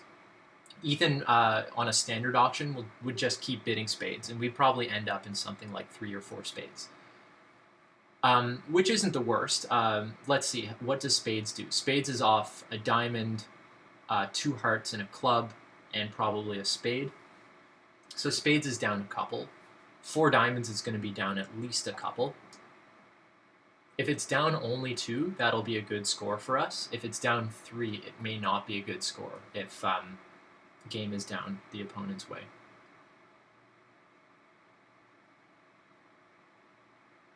Okay, well that means that game might be on the opponent's way. So the opponents ended up having 1 diamond loser. They had probably 1 or 2 spade losers, maybe a club loser, so it's iffy. It's really going to come down to how many this is down, because if it's only down 2, then that's going to be better than letting the opponents make a part score.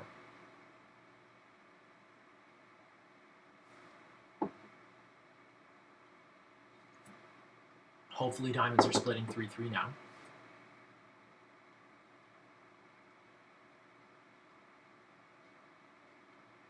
Maybe partner roughs a heart here and then plays a diamond. But he's starting with the ace of spades.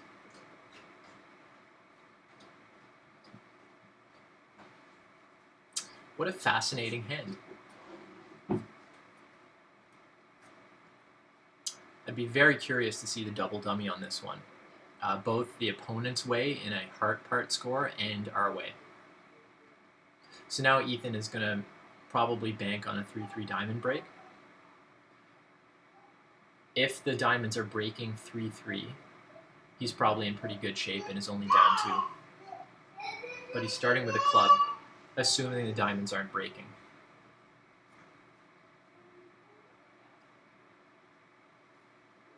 Yeah, this looks like a safety play for down 3, though, and you really don't want to be down 3 here.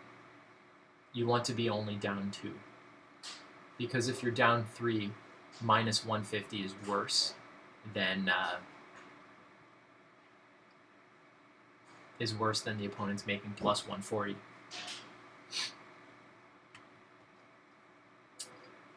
But it is down 3, which is very unfortunate for us.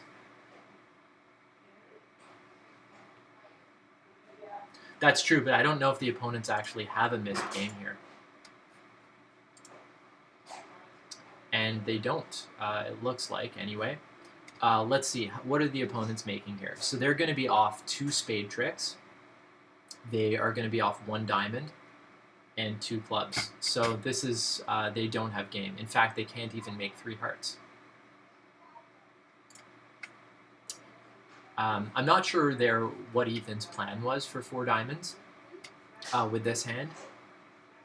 I think he was probably hoping to bait the opponents into bidding 4, but they were able to see through that.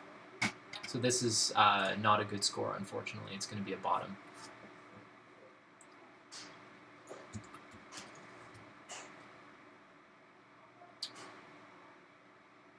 Ethan had quite the spade suit, though. It looks like most people are in spades our way.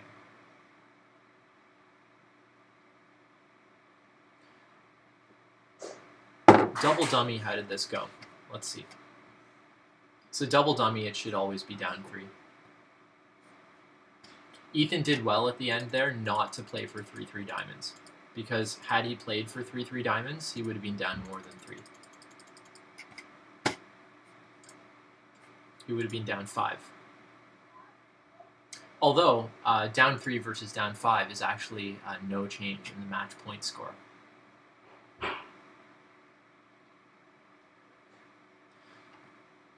This is one of those crazy trap hands here where by opening 2-0, I removed the option of us playing in 2 spades, which ends up being probably as good of a contract as any. Oh well. I was pretty happy to be dealt that hand.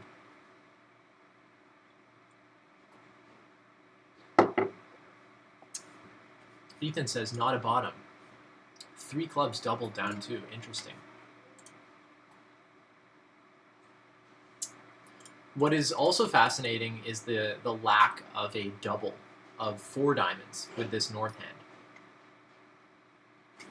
So here, after we get to 4 diamonds, North has essentially 1, 2, 3, 4, maybe a 5th trick in his own hand and did not double 4 diamonds.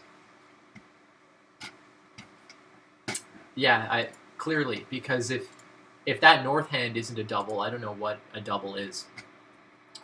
So we're following the theme of starting with 2 great hands followed by a stinker on the last board. So unfortunately, we didn't move up that round. Good news is that I've been dealt a strong club. How many points do I have here? Let's see, 11, 17. So this is a flat 17. Over 1 spade. 1 spade is a balanced game force or a triple 4-1 hand.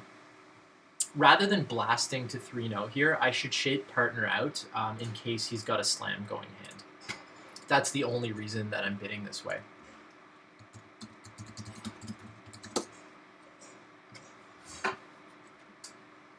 I'll shape partner out and then I'll blast to 3-0 probably. Or if partner shows 4-4 in the minors. Okay, so what I might want to do here is actually break the relay to 3 spades. To ask for a spade guard. Well, let's finish shaping partner out first.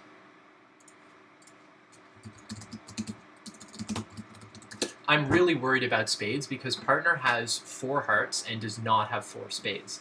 So if partner is missing a spade guard, then we're going to be down in flames. But I want to find out what partner's minor is. So let's see here. 2 spades would be diamonds. 2 no and 3 clubs are both club hands. So this is, he's got 4 hearts and 3-3-3 in the other suits. Unfortunately now, I've lost the opportunity to break the relay because 3 spades would be a weak relay here. Do I want to break the relay? Well, I think I should actually do this. Yeah, let's make a weak relay here. Yeah, let's just bid 3-0. There's really no reason to bid 3 spades and risk a lead directing double. What I'm going to hope for here is that either partner has a spade guard or spades are split 4-4. And it's very likely they are split 4-4 because there was no overcall or double of spades. Thierry had the opportunity to double 1 spade and didn't do that. Elad had the opportunity to overcall 1 spade and didn't do that. So odds are spades are splitting 4-4. Okay, so we lucked out and did not get a spade lead, which suggests that Thierry is the one with the long spades. Or the spades are split 4-4 and the top honors are split as well, which is also possible. Let's see where we're at here. We've got 2 diamonds, 2 clubs, that's 4. We have 3 hearts, that's 7, and the ace of spades, which is 8. So we need to set up a 9th trick. There are a couple of options for how we could set this up. Either the jack of diamonds could be set up if the king is with Elad, or hearts or clubs break. Regardless, though, I think there's no rush to playing the hearts. The hearts can always be tested at the end, so I should duck a club immediately. I'm going to play low to the queen, because if the king is with Elad, which it very likely is, then I'm going to want to lead up to the jack. Let's figure out what their carding is here. So they play, sorry, that's my toddler in the background there. Let's figure out what their carding is, because I want to know what this 8 of diamonds is, because I'm going to have to guess who has the king of diamonds later. Okay, let's see here. Okay, let's see. What do they play? They play standard carding. Okay, so Thierry encouraged. So that means that Thierry is probably the one with the king of diamonds. Okay, so what I want to do then is I want to duck a club to Thierry. Although if I duck a club to Thierry, he's probably going to shift to a spade. Yeah, let's duck a club to Thierry. If he shifts to a spade, he shifts to a spade. Okay, I don't want to duck to Elad, so I'm going to win. I want Thierry on lead.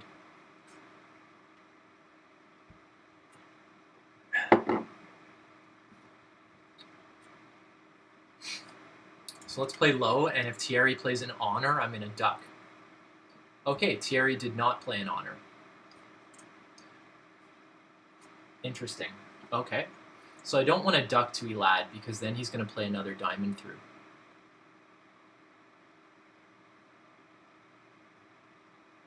I could switch gears and play the ace and then tackle diamonds, but diamonds are very unlikely to be splitting 3-3 after that lead. In any case, I should win. I don't want Elad on lead if Thierry's the one with the king of diamonds.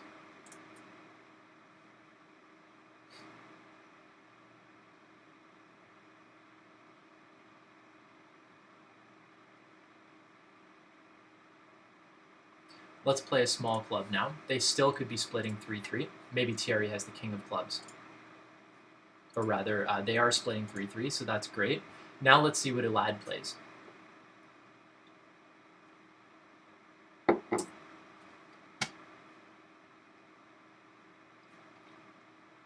Oh, perfect. A heart. That's exactly what I wanted. All right. So now, let's see. Do I have a squeeze that's operating yet? Not quite yet. I think I have to duck a diamond first. Yeah, let's duck a diamond because I've got 1, 2, 3. Yeah, so let's duck a diamond. And now there might be a squeeze operating. Okay, that works too.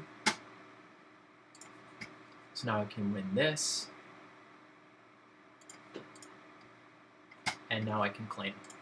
Because I've got the 8 of clubs and the ace of diamonds that are good to pitch my spades.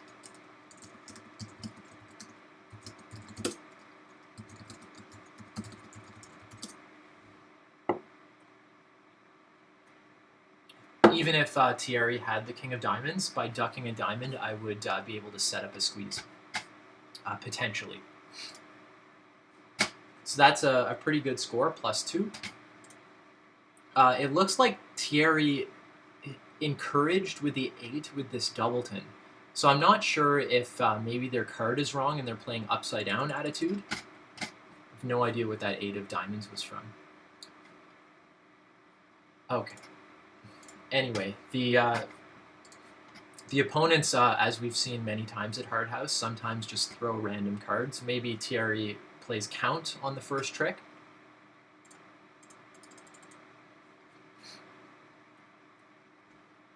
One thing is for sure, though, it was good that I didn't let Thierry in, because had Thierry been in, he would have shifted to a spade. Over this 1 club, 1 heart is clear.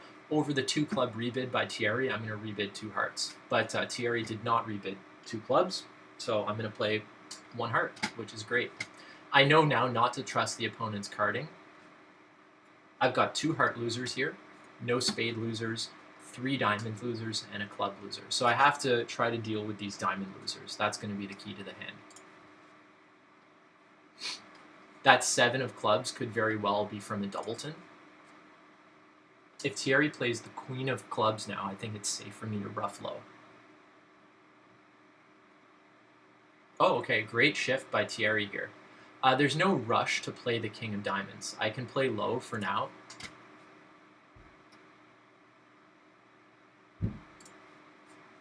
No reason to false card with the 10 of diamonds here. I don't want Elad to think that Thierry has a doubleton. But Thierry probably did have a doubleton, and Elad is reading this correctly and might give Thierry a ruff. Okay, no ruff. That's great. So I'm glad that I didn't go up king of diamonds. Now, is there any pitfalls in this hand? Not really. I think I just don't want to see a club ruff come through me, and I don't think that's going to happen.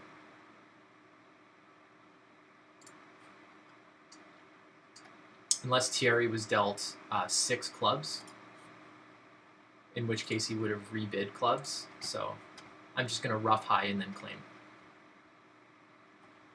Nothing to this hand, really. I have to play this to make sure there's no ruff. Now I'm going to play the top heart and claim. And move on to the next hand, which hopefully will be more interesting than this hand.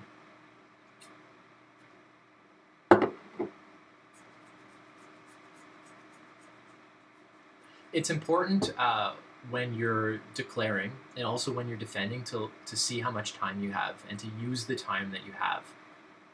If you're on the last hand and you're declaring, there's no reason to play fast if you've got like 7 minutes. You may as well use your time to think and make sure that you're playing the hands well. Because a hand like this can also show up midway through the round where it takes like 2 minutes to bid and play the hand. So really board 16, which was a hand that I was playing, it was good that I took the time to think about that because there's really no rush to play fast when you have 3 board rounds. You very rarely run out of time.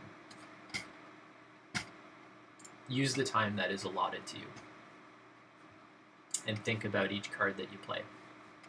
If you're finding that you're running out of time a lot, that means you're playing too slowly.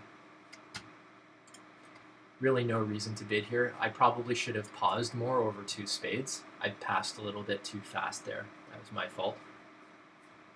Just as I was talking about using the time that's allotted to you, I passed too fast over 2 spades.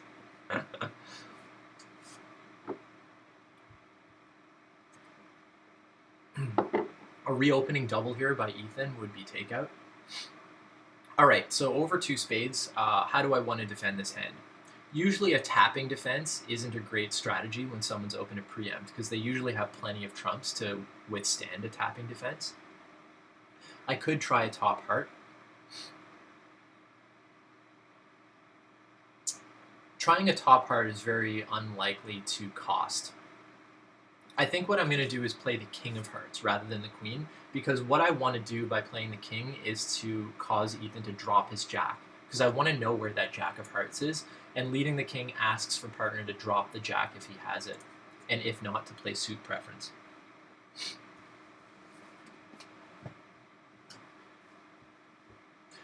So Eric, no, the weak relay can happen anytime before 3-0.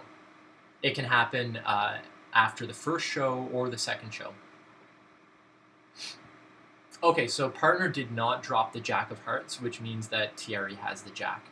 The 4 of hearts is actually a suit preference signal, low. So partner likes clubs.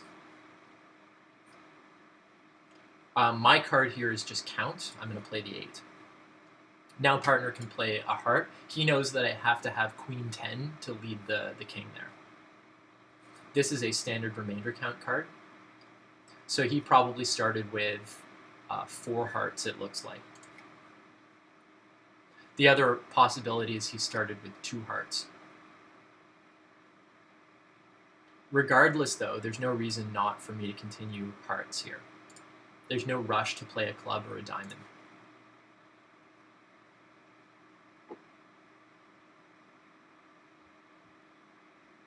So if partner started with 2 hearts, that means this 8 will get ruffed.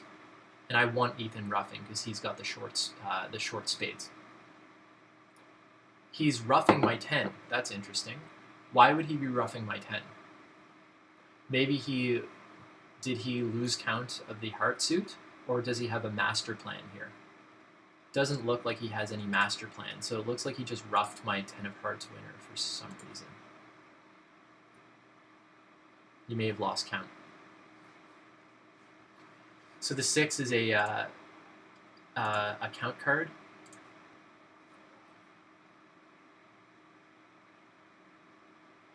Partner knows to duck because I played count here.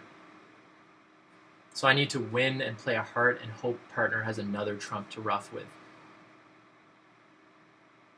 Please have another trump, partner. Okay, good. Partner's got another trump. I don't know why he ruffed my first heart, but it shouldn't matter in the end because I have a natural trump trick coming now.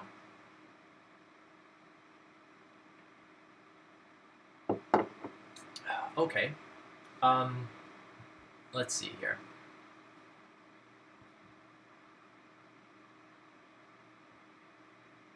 South has the queen of spades and the 9 of spades. If I play the 10 and exit with a diamond, I think I should be getting another trick, actually. So I'm going to over-ruff and play a diamond. And then I think I'm going to be getting one more trick, because partner's going to play the king. It's going to get rough. Oh, no, never mind. So it doesn't matter either way. Partner will, Terry will ruff low and play the queen 9.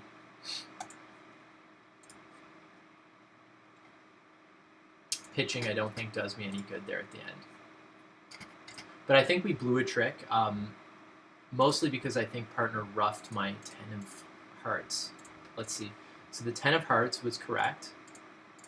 And after I play the 10 and the ruff happened, yeah, so it was the 2 of spades ruff of the 10 that blew the trick.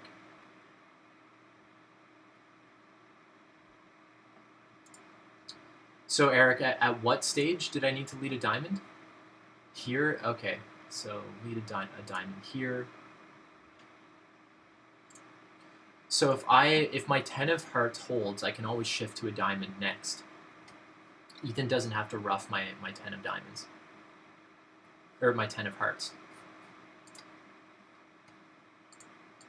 Anyway, so this is a fairly bad score for us because the north-souths are getting too high at most tables.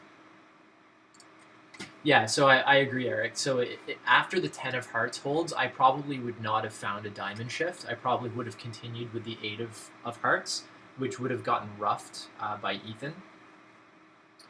Let's see, can I put this through hand editor?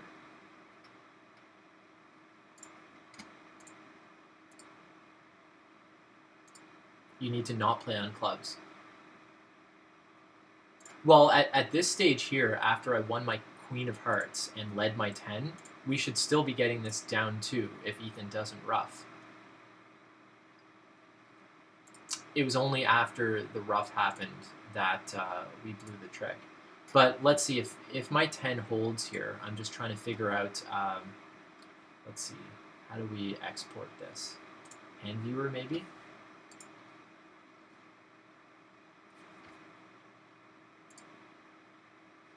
Okay, let's play.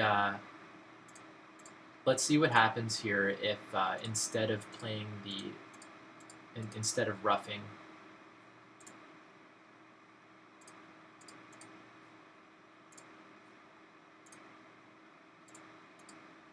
Okay, here we go. Okay, so let's say this happens, and Ethan pitches, let's say, a club. Okay, now let's do give again. So it looks like now the big thing here is I cannot play the 8 of hearts, and I probably would not have gotten this defense right. I didn't see any clear urgency to shift to a diamond, but maybe I should have. So after that 10 of hearts, if it held and partner didn't ruff, I would have had to shift to a club or a diamond to avoid the end play on Ethan. Because after, let's say I played the 8 of hearts. If I played the 8 of hearts and dummy pitches and Ethan ruffs, now he's end played. So Ethan, by ruffing my 10, really just ended up taking the blame away from me because I would have misdefended on the next trick. Interesting. Thanks, Ethan, for making me not look as bad. Anyway, so this was another type of round where first 2 boards were pretty good and the last board sucked. That last board I think was fine other than that crazy defense there where I have to avoid giving partner a ruff to shift to a diamond. I don't think I would have found that defense. Okay, so let's move on to the next hand. I've got 16 but it's an unbalanced 16 with a 5-card suit. I could consider this opening 1 diamond, or I could consider this a 1 club. Let's see. The features of this hand make me more inclined to open this 1 diamond, though. No, I've got a 5-card suit. By definition, we should open this 1 club. 16 with a 5-card suit should be opened 1 club.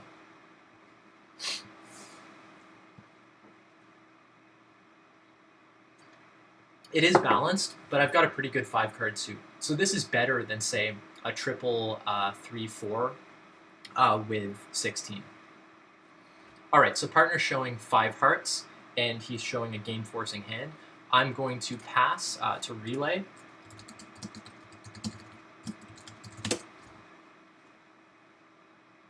Yeah, you're right, Eric. So this hand's really borderline to open 1 diamond or 1 club. But because I've got a 5-card suit that is a decent 5-card suit, this 16 I think is better served to open 1 club.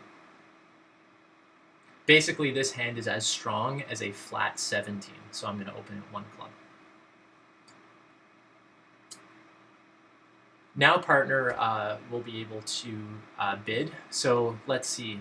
So he bid step 3. Double would be step 1. 2 no would be step 2. 3 clubs is step 3. So step 3 is, let's see. So had I bid 2 clubs, this is a balanced 6-card Hart hand, I believe. Yeah, that's step 3, right? Okay, so let's see. What do I want to do over that? Had I bid 2 clubs, this would have been 2 spades. So clubs down. Yeah, so that's a balanced 6-card Hart suit.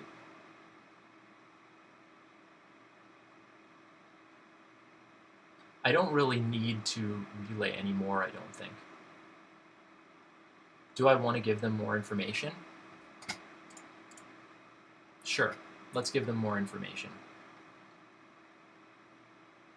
No, because then what's going to happen is it's going to wrong side the contract. I should just bid 4 hearts.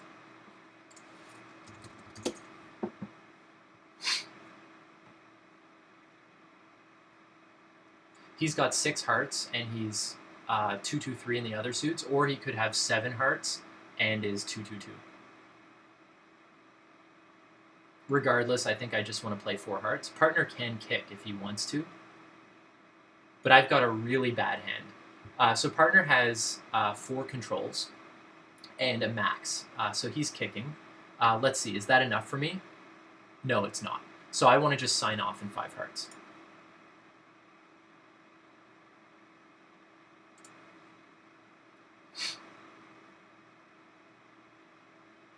Four spades would have been 3 controls. 4 no is 4 controls. I have 5. Unless partner has a stiff somewhere, this is not enough. All right, so let's look and see what's going on here. So I'm going to lose a spade, a diamond, probably a heart for down 1, it looks like. This is unfortunate. Unless I can find out where the Queen of Hearts is, but it's likely to be with South. And I'm likely to guess wrong if South has a doubleton Queen of Hearts. Maybe I can figure out a bit more about this hand while I'm waiting for that to happen. One thing that might save me, actually, is if North was dealt a stiff spade and also the ace of diamonds. So I should not... I shouldn't duck this. I should win.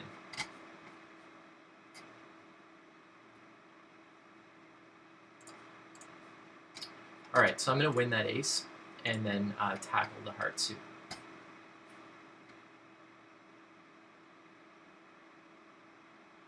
It might be good, though, to first figure out where the ace of diamonds is, because if I know where the ace of diamonds is, then I can count out the hand better.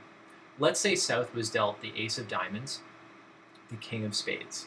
He probably needs another card to have his 2 spade overcall.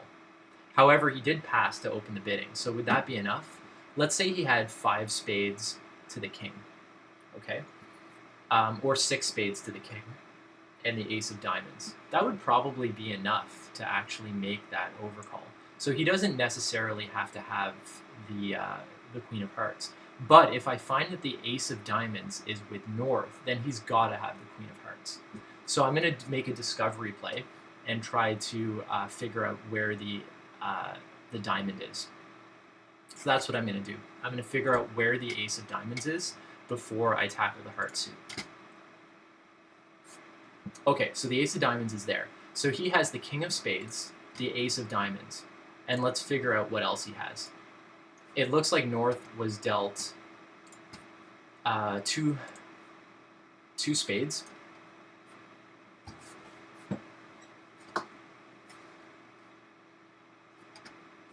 I should probably cash a top heart first in case there's a stiff queen offside. So I'm just going to do that first, just in case. Then I'm going to cross and then hook the heart.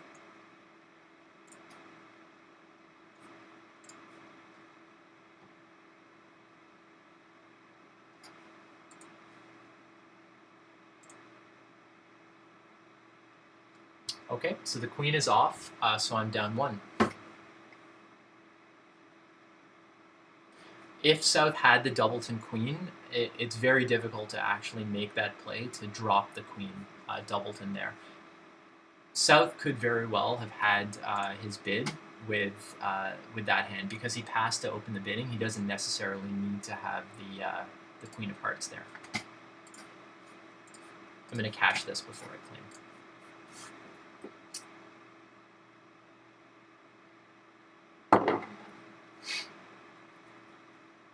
Did he have the doubleton? Yep, he did have the doubleton queen. Well, I tried to gather as much information as I could before making that play. Wasn't enough. Okay, so I'm going to start with 1-0 here. And that is a complete bottom because everybody else is either taking one more trick than me or making 4 hearts.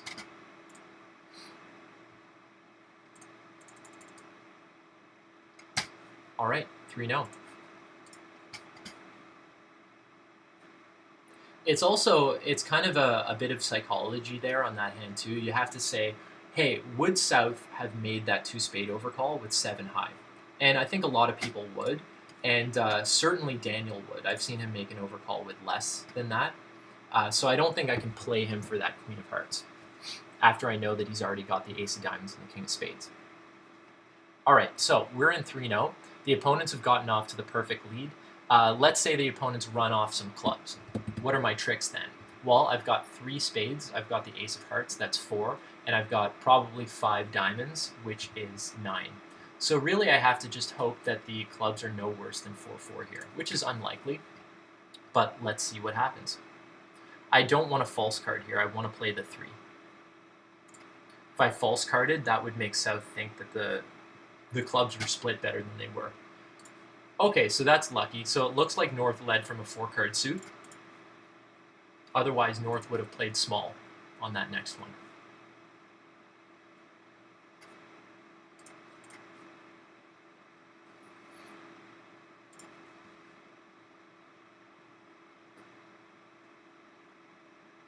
Interesting. So North actually concealed the small club for some reason. I'm not sure why. In any case, good lead. The rest are mine.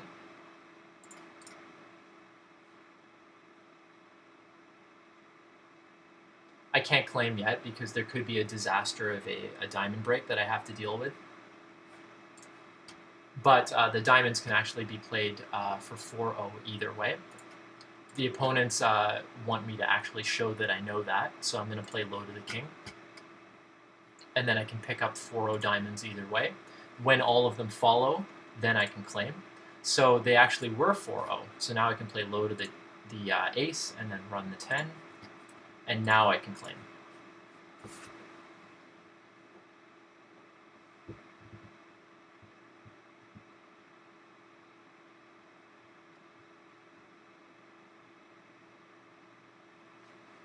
Good lead. Another bottom. although pretty good contract. I mean, lots of high card strength here. Partner's got 13. I've got 11. 24 high, balanced. Partner's got a 5-card suit. We want to be in 3-0 all day on these cards, but the opponents happen to find a soft club suit. Interestingly, on this hand, I probably wouldn't have led a club with the north hand on an auction like this. I probably would have led a spade or a heart. And that is not enough, as it turns out. All right, here we go. We're in business here. So I've got a 16 count, and partner has opened 1 diamond. So what I want to do here is bid 3 spades, clearly.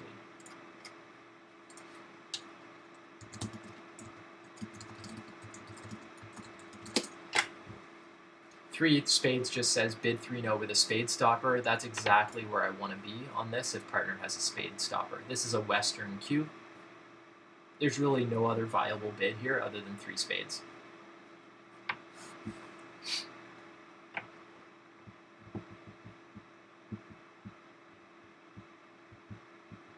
Perfect spot. Okay. So it looks like, although we're in 3-0, we're missing the ace of diamonds, and that's really it for a minor suit slam. In 6-0, let's see how many tricks we have. We've got 5 diamonds, 2 clubs, that's 7, 3 hearts, that's 10, and 2 spades, that's 12. So it looks like we can actually make 6 of either diamonds or no trump. Over the 2 spade bid, I don't think we're ever getting there. It's very difficult to determine partner's exact strength over there, especially with a limited opener. Partner's got a max of 16. I've got 16 as well, although what we would have to do in order to find a slam is establish a fit. And over a nebulous diamond, that's near impossible over a 2-spade overcall. We did, however, if South was silent, have a method to get to slam on this auction. We could have bid 3 clubs directly over 1 diamond, which would have allowed us to find the slam. But over 2 spades, that bid is no longer available, and the slam won't be bid.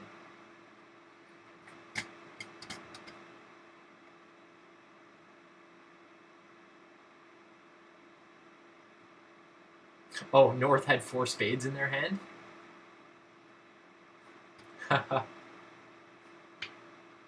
Yeah, North probably didn't want us to find a slam. I doubt we would find the slam anyway if North had bid 4 spades, but who knows? If North had bid 4 spades, we might have. Looks pretty flat. I'd be impressed if anybody found the slam over that 2-spade interceding bid.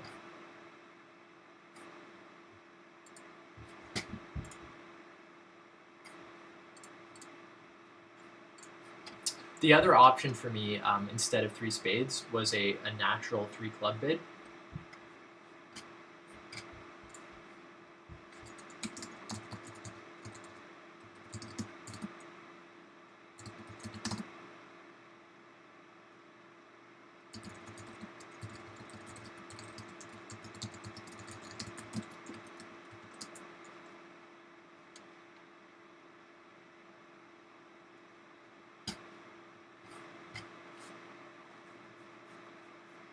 Yeah, 4 spades is probably fine for them.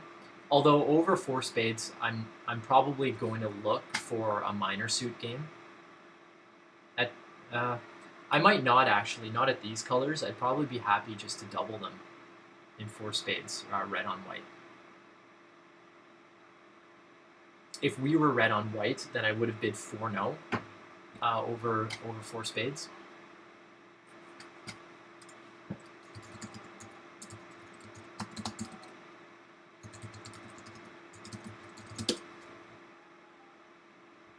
But yeah, this round, as it turns out, wasn't so great.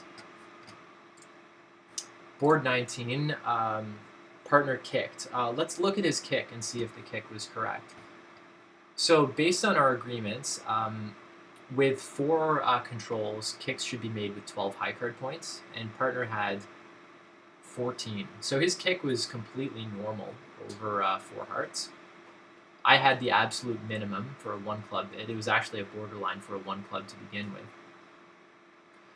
One thing that partner can determine, though, is that I didn't ask for controls. And because I didn't ask for controls, it means that the death bid of 4 diamonds would not have been safe. So partner can know not to kick on this auction because I didn't ask for controls.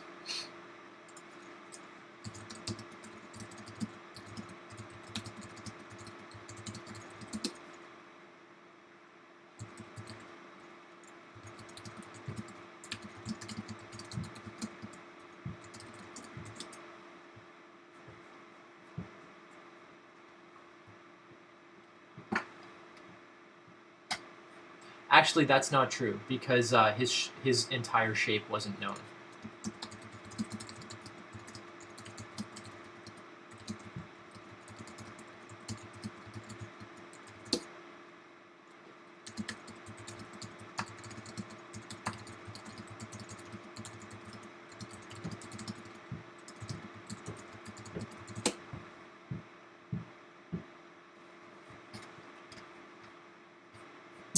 Regardless, I don't blame partner for kicking there because he's got more than he needs actually to kick.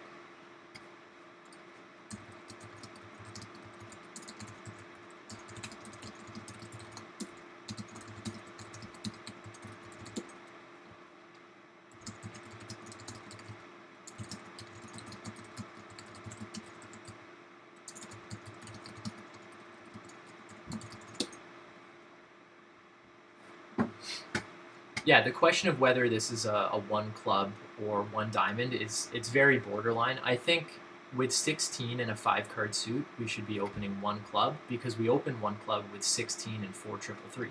So logically, it wouldn't make sense to open 16 with a 5 card suit, 1 diamond.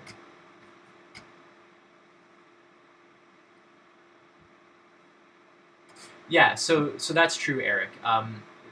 The bid before 4 hearts was pretty low. So Ethan should know that because I didn't ask over 3 clubs, I must have pretty much a rock bottom minimum. Otherwise, I would have had plenty of room to ask. Had I asked, partner would have bid 3 hearts over my 3 diamonds, and then it would probably have been easier to know whether to kick or not. Okay, so what we've done by blowing up this last round is we put ourselves in a position where we basically need to have 3 tops in a row to win this game. So let's do that. We're up against George, and we're up against Frank.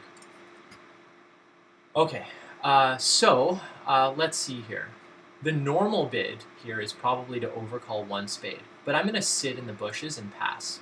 The reason I'm doing that is I want to be a little bit anti-field to get better scores in this last board. I don't want to get a bunch of averages because that's not going to be enough. So I'm going to pass here with all this defense and hope the opponents misbid.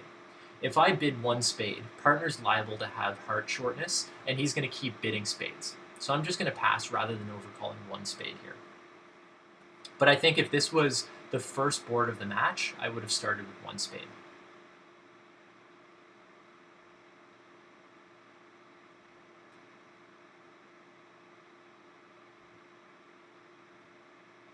Partner failing to make a takeout double here suggests he doesn't have 4 spades, so we're probably not missing a 5-4 spade fit.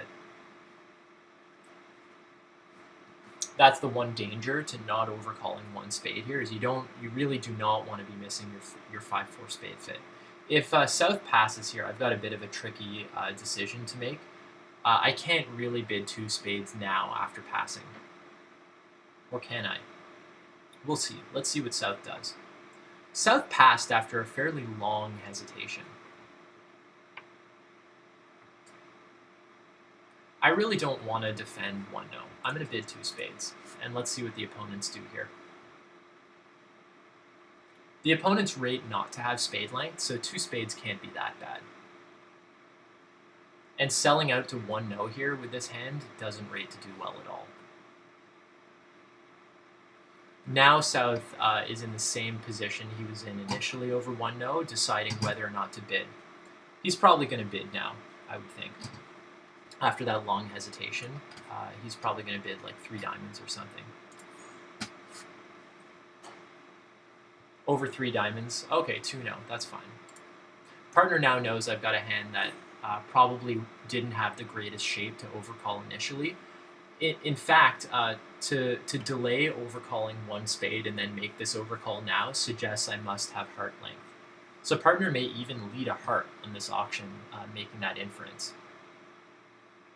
Partner knows to lead a spade most likely here, but may choose to lead a heart since I passed initially.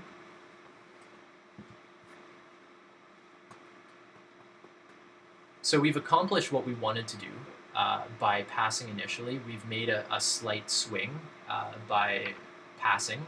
Now the opponents are one level higher. That 4 of spades is probably from 3. Partner would not lead a stiff spade here. So partner has 3 spades. Partner can't have 4 because if partner had 4, he would have raised. So now I have to decide whether to encourage or not. I think I do want to encourage here. I want to set up these spades, especially if partner does have 3 spades, like it seems he does. But if partner has 3 spades, that means North has 1 spade. And why would North bid 1 no with only 1 spade? That makes no sense at all. Maybe partner did lead a stiff spade. Is that possible? Okay, partner's playing 3 of diamonds, which is reverse Smith. I'm going to play an encouraging heart.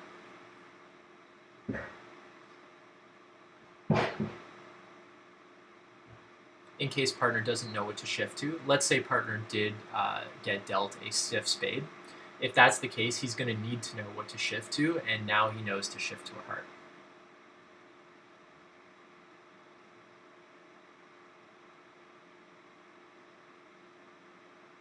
Okay, so partner didn't play a spade back, and that probably means it was a stiff spade that he led from.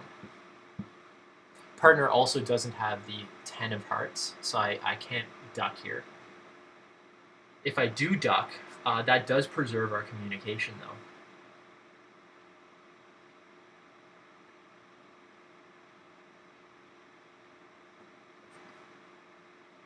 If I duck, no, I don't think that can ever win.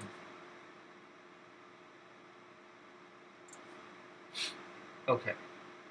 So, partner was dealt 2 hearts. And it seems as though partner was dealt 1 spade. Is that possible? If partner was dealt 2 hearts and 1 spade, that means he has 10 cards in the minors. If he had 10 cards in the minors, he probably would have opened 2-0. So that means something very strange is going on in this hand. So let's see. I have to decide now whether to play a spade or shift to a club. What a strange hand. Partner usually does not lead stiffs. Maybe partner led low from a doubleton. Playing the queen of spades could give up a trick if North has Jack doubleton left.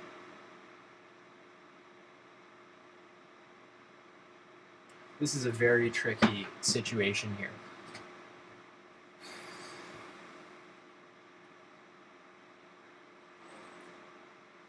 I think I need to play the queen. Partner can't have 10 cards in the minors. If he had 10 cards in the minors, that would make no sense for this auction. Okay, good.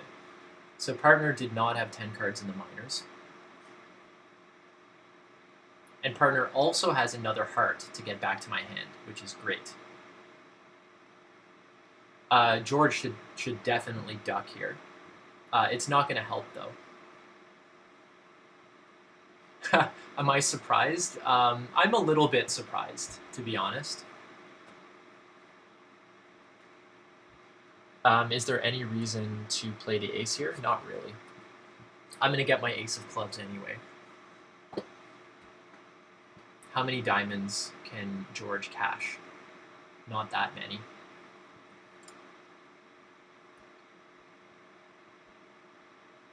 So now Ethan can play anything but a diamond and be fine. The only card that Ethan can play that is bad is a diamond now. Okay, so now I can basically cash out and give up the last two.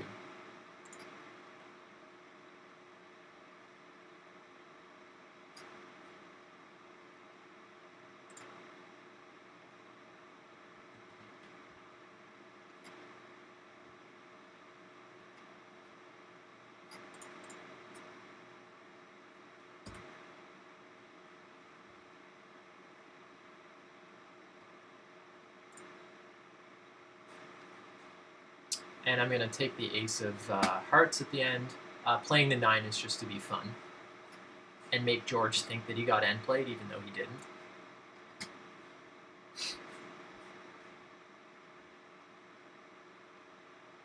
Well, that was a pretty fun defense. Hopefully that's good enough to swing it for a top for us. That's what we really need in this last round here. So we got this down, how many? 3? That should be really good. If not a top, close to it. Yeah, so it's pretty close to a top. So that is what we wanted. Let's keep going. In the last round, because we're at 58%, you want to make reasonable swings. Not crazy swings, but swings that have some rationale to them. For instance, if you have a tie between two suits to lead, then you lead the one that the field will not lead to try to swing it slightly. They're both fairly equal percentage, but you lead the one that the field will not lead. All right, so here we've got a 1 club auction, so we're off to a good start already. Let's see if we can get a near top on this one as well. We need 2 more near tops to win this, I think.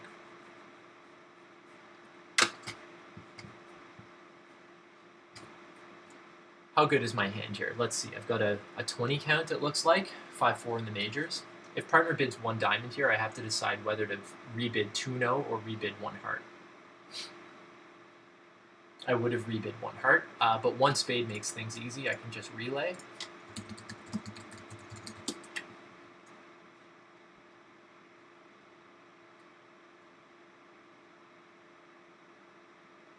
I've got tons of controls on this hand. In fact, I have 6, 7, 8 controls. So all I really need is 2 controls and some high card strength from partner. Unfortunately, partner's 4-4 in the minors. That sucks. But let's relay and see if we've got a heart fit. 3 clubs would be 2-3 in the majors. 3 diamonds would be 3-2.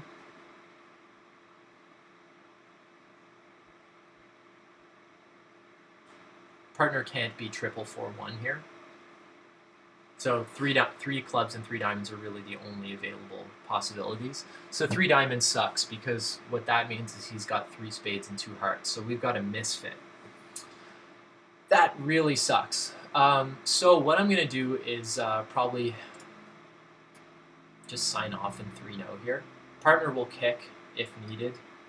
There's no space saving by doing a weak relay with 3 spades. And even if partner's got lots of controls, he really also has to have high card strength as well in order for us to have a slam with this misfit. So I'm going to rely on the kick. The problem is that partner may be scared to kick after the last hand. So maybe I'll weak relay instead.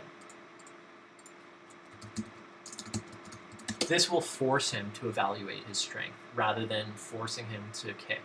I don't want to put partner in another kicking decision knowing he may be scared to kick. So I'm going to force him to weak relay. Now he's going to bid 3-no with all minimums. He'll bid 4 clubs with 3 controls and a max. And that's what I want him to do. If he bids 4 clubs, okay, so he's minimum, in which case I don't really see the rationale in bidding on. We have a misfit here. Even though I have 20 high and partner has at least 8, he's 3-2-4-4 with a minimum.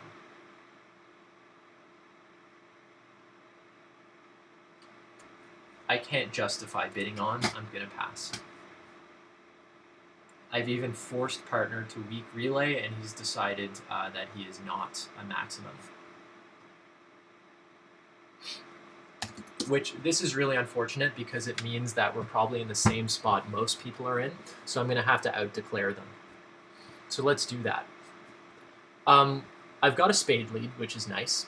So that means I've got 3 spades, 3 hearts, that's 6, a club, that's 7, and 3 diamonds, that's 10. So where am I going to get extra tricks? It looks like the heart suit is probably the best place to get extra tricks from. Okay, let's see. The percentage way to play this heart suit is actually to cash the ace, the king, ace, queen, because that way you actually drop a doubleton jack.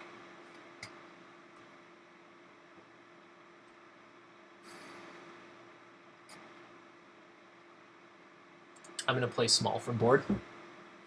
This is going to hold.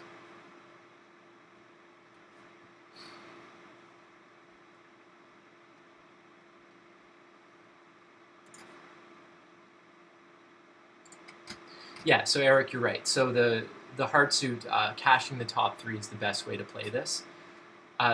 There's really no need to cash my ace king of diamonds first, because I can always do that if hearts don't break. So I'm going to start with the heart suit. I'm already off to a fortuitous lead here for me. I'm glad they didn't lead a club. So let's play the top 2 hearts. Let's see if the doubleton jack drops. It does not. So now we're forced to having to cash the queen. Okay, good. So the jack is dropping. That's nice. So let's reassess now. So I've got 4 tricks in the bag. That's 2 more spades. That's 6. 2 hearts. That's 8. A club. That's 9. And then 3 diamonds. That's 12. Okay, so I'm in a position now for a squeeze, which is always really fun. So let's set up for the squeeze. So the way to set up for the squeeze here is to first unblock my diamonds. Actually, it might be better to first cash the hearts pitching spades.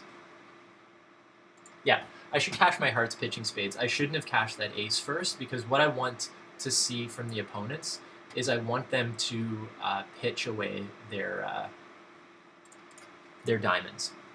And they're not doing that here. But I did see 1 spade pitch, which is great.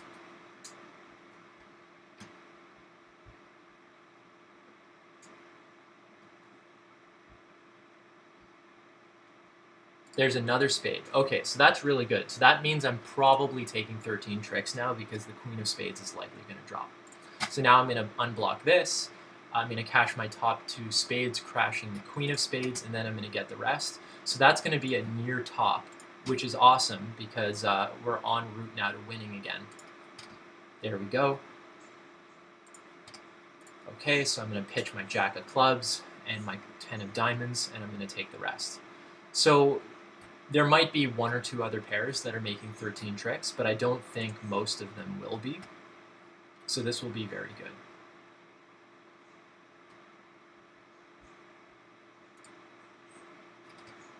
And I'm just going to claim. And then we'll play board 24 and see if we can get another near top.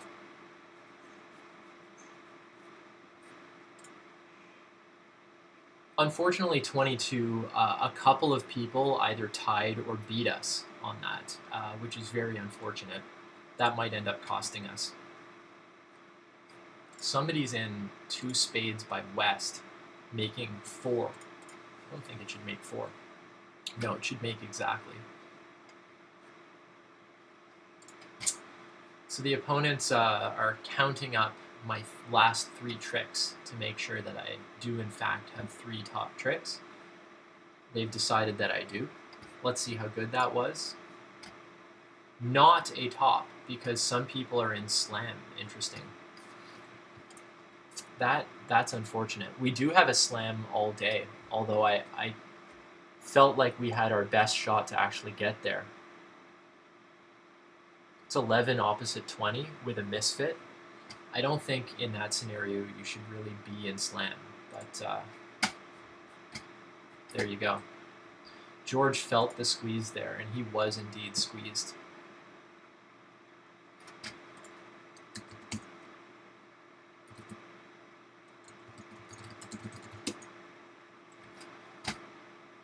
Okay, so unfortunately, 4 people got to slam there. That really sucks. So that probably means that we're not going to win tonight. Yeah, let's see how they're getting to 6. Someone's opening 1 heart. They're kind of puttering away up to 6 no.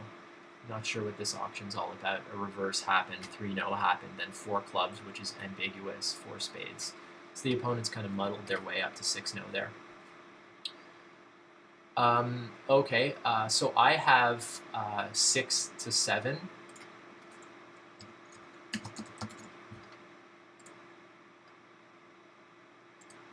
We've got a system over this double here where pass is like 0 to 3 or something, redouble is 4 or 5, and 1 diamond is 6 to 7. So partner's got a very clear idea now of how good my hand is. Partner's got 5 spades over the 1 heart bid. I can just bid 2 spades, and now partner knows exactly what to do because he knows I'm 6 to 7, and he knows I have 3 card spade support. So he can just set the contract now. Let's see what other people did in 6 no. So this person opened this hand 2 clubs, which is a bit of a stretch, but okay. And that propelled them to 6 no, because opposite 2 clubs, this hand has, 11 points, opposite a 22-point assumed hand. Okay, here, let's see, 2 no, Gerber, 4 spades, 6 no. Okay, that's fine. Here, same thing, 2 no, Gerber, 6 no. So the opponents are just kind of blindly getting to 6 no there. How are we doing on this one? We've got 2 top clubs to lose, maybe a club ruff, and the ace of hearts. I'll be back. Bathroom break.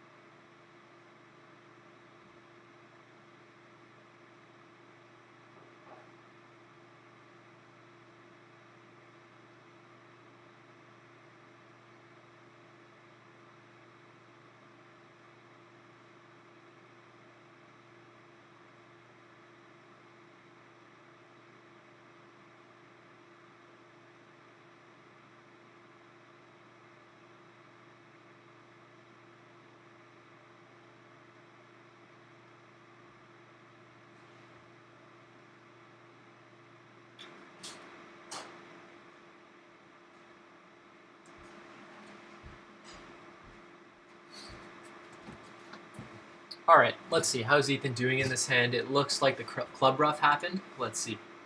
1 club, 2 clubs, club ruff, ace of hearts. So we're going to beat the people that are in game on that defense. It looks like we might also have a spade to lose if spades are unfavorable. Barring that, Ethan should be taking the rest of the tricks here. The bad news here is that maybe not everybody is finding that club ruff. So I think at best here, this is going to be an average plus.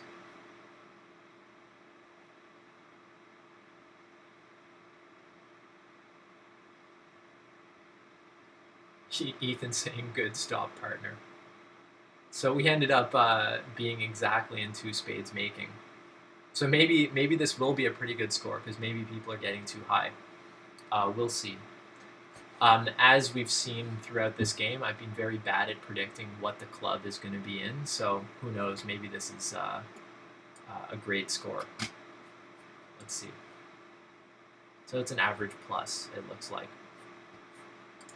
I think although this last round was pretty good, I don't think it was quite good enough for us to win. We're probably going to be around 60. Yeah, so we're right around 60. On some nights, that's good enough to win, but most nights it's not. And let's see how we did our direction. We came third our direction. So had we turned around a couple of boards, we would have come second, but we certainly would not have beaten this pair with what we were dealt tonight and on the decisions that we were making tonight. Yeah, I don't think there was ever a chance we were getting to 68 on these cards. There was a couple of boards here that I was upset with. Board 19 is kind of just unfortunate that we were in a level too high. Even if we weren't a level too high, this still would have been only an average, it looks like. Had we not thrown away that board, and what was the other board? 3 clubs down 1, and I think there was one more here. That was a bad score. We still would have only come second.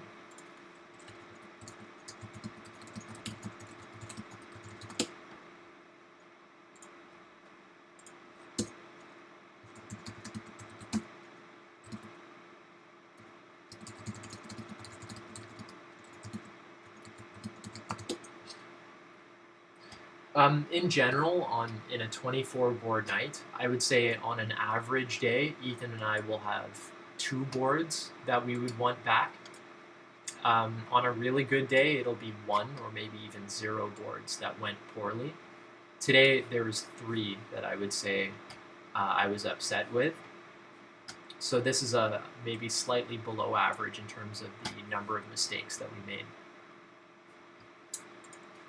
Oh yeah, that was the other one. This 4 diamond one here, where Ethan bid diamonds freely twice with a doubleton.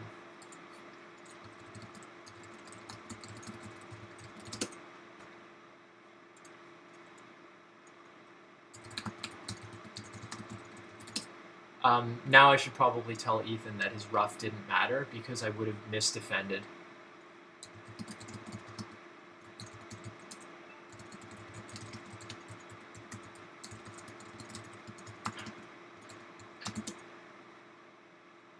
He should look at the double dummy on that hand where he roughed my winner.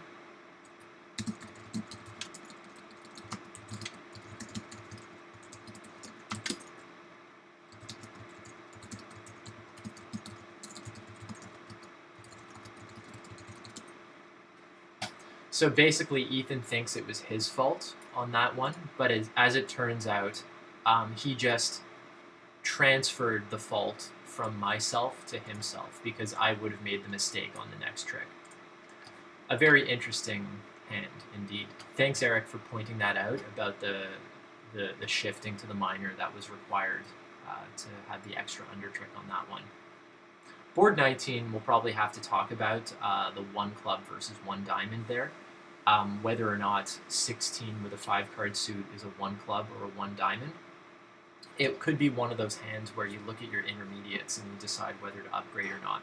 One of the things that points toward opening 1 diamond on that hand, and I'll just point to the one in question right here, is that I really don't have great intermediates on this hand. Although I do have 16 and a 5 card suit, I have no 10s. I have this kind of iffy jack doubleton here. Maybe this hand has enough bad features in it that it should be open 1 diamond instead. But had this 9 of diamonds being a 10, I think it's a clear 1 club. Yeah, exactly, Eric. So you can consider this 16 and a 5 card suit or 15 and a 5 card suit if you think it's a bad 16. Yeah, agreed. So this hand evaluation, maybe I got wrong and should have started with 1 diamond here. That would have prevented the mistake. It would have turned a 0 into actually probably an average minus, it looks like, because I would have probably made 4 hearts rather than taking an over trick there. I wouldn't have dropped the offside doubleton queen. All right, well, overall, it was a pretty fun night. There were some interesting hands. Unfortunately, there were no long relays that ended up in a slam our way, so I apologize for that. But maybe next week we'll have some more interesting slam-going hands. In any case, thank you for watching. I will end the stream now, and we will see you next Tuesday. Bye, everyone.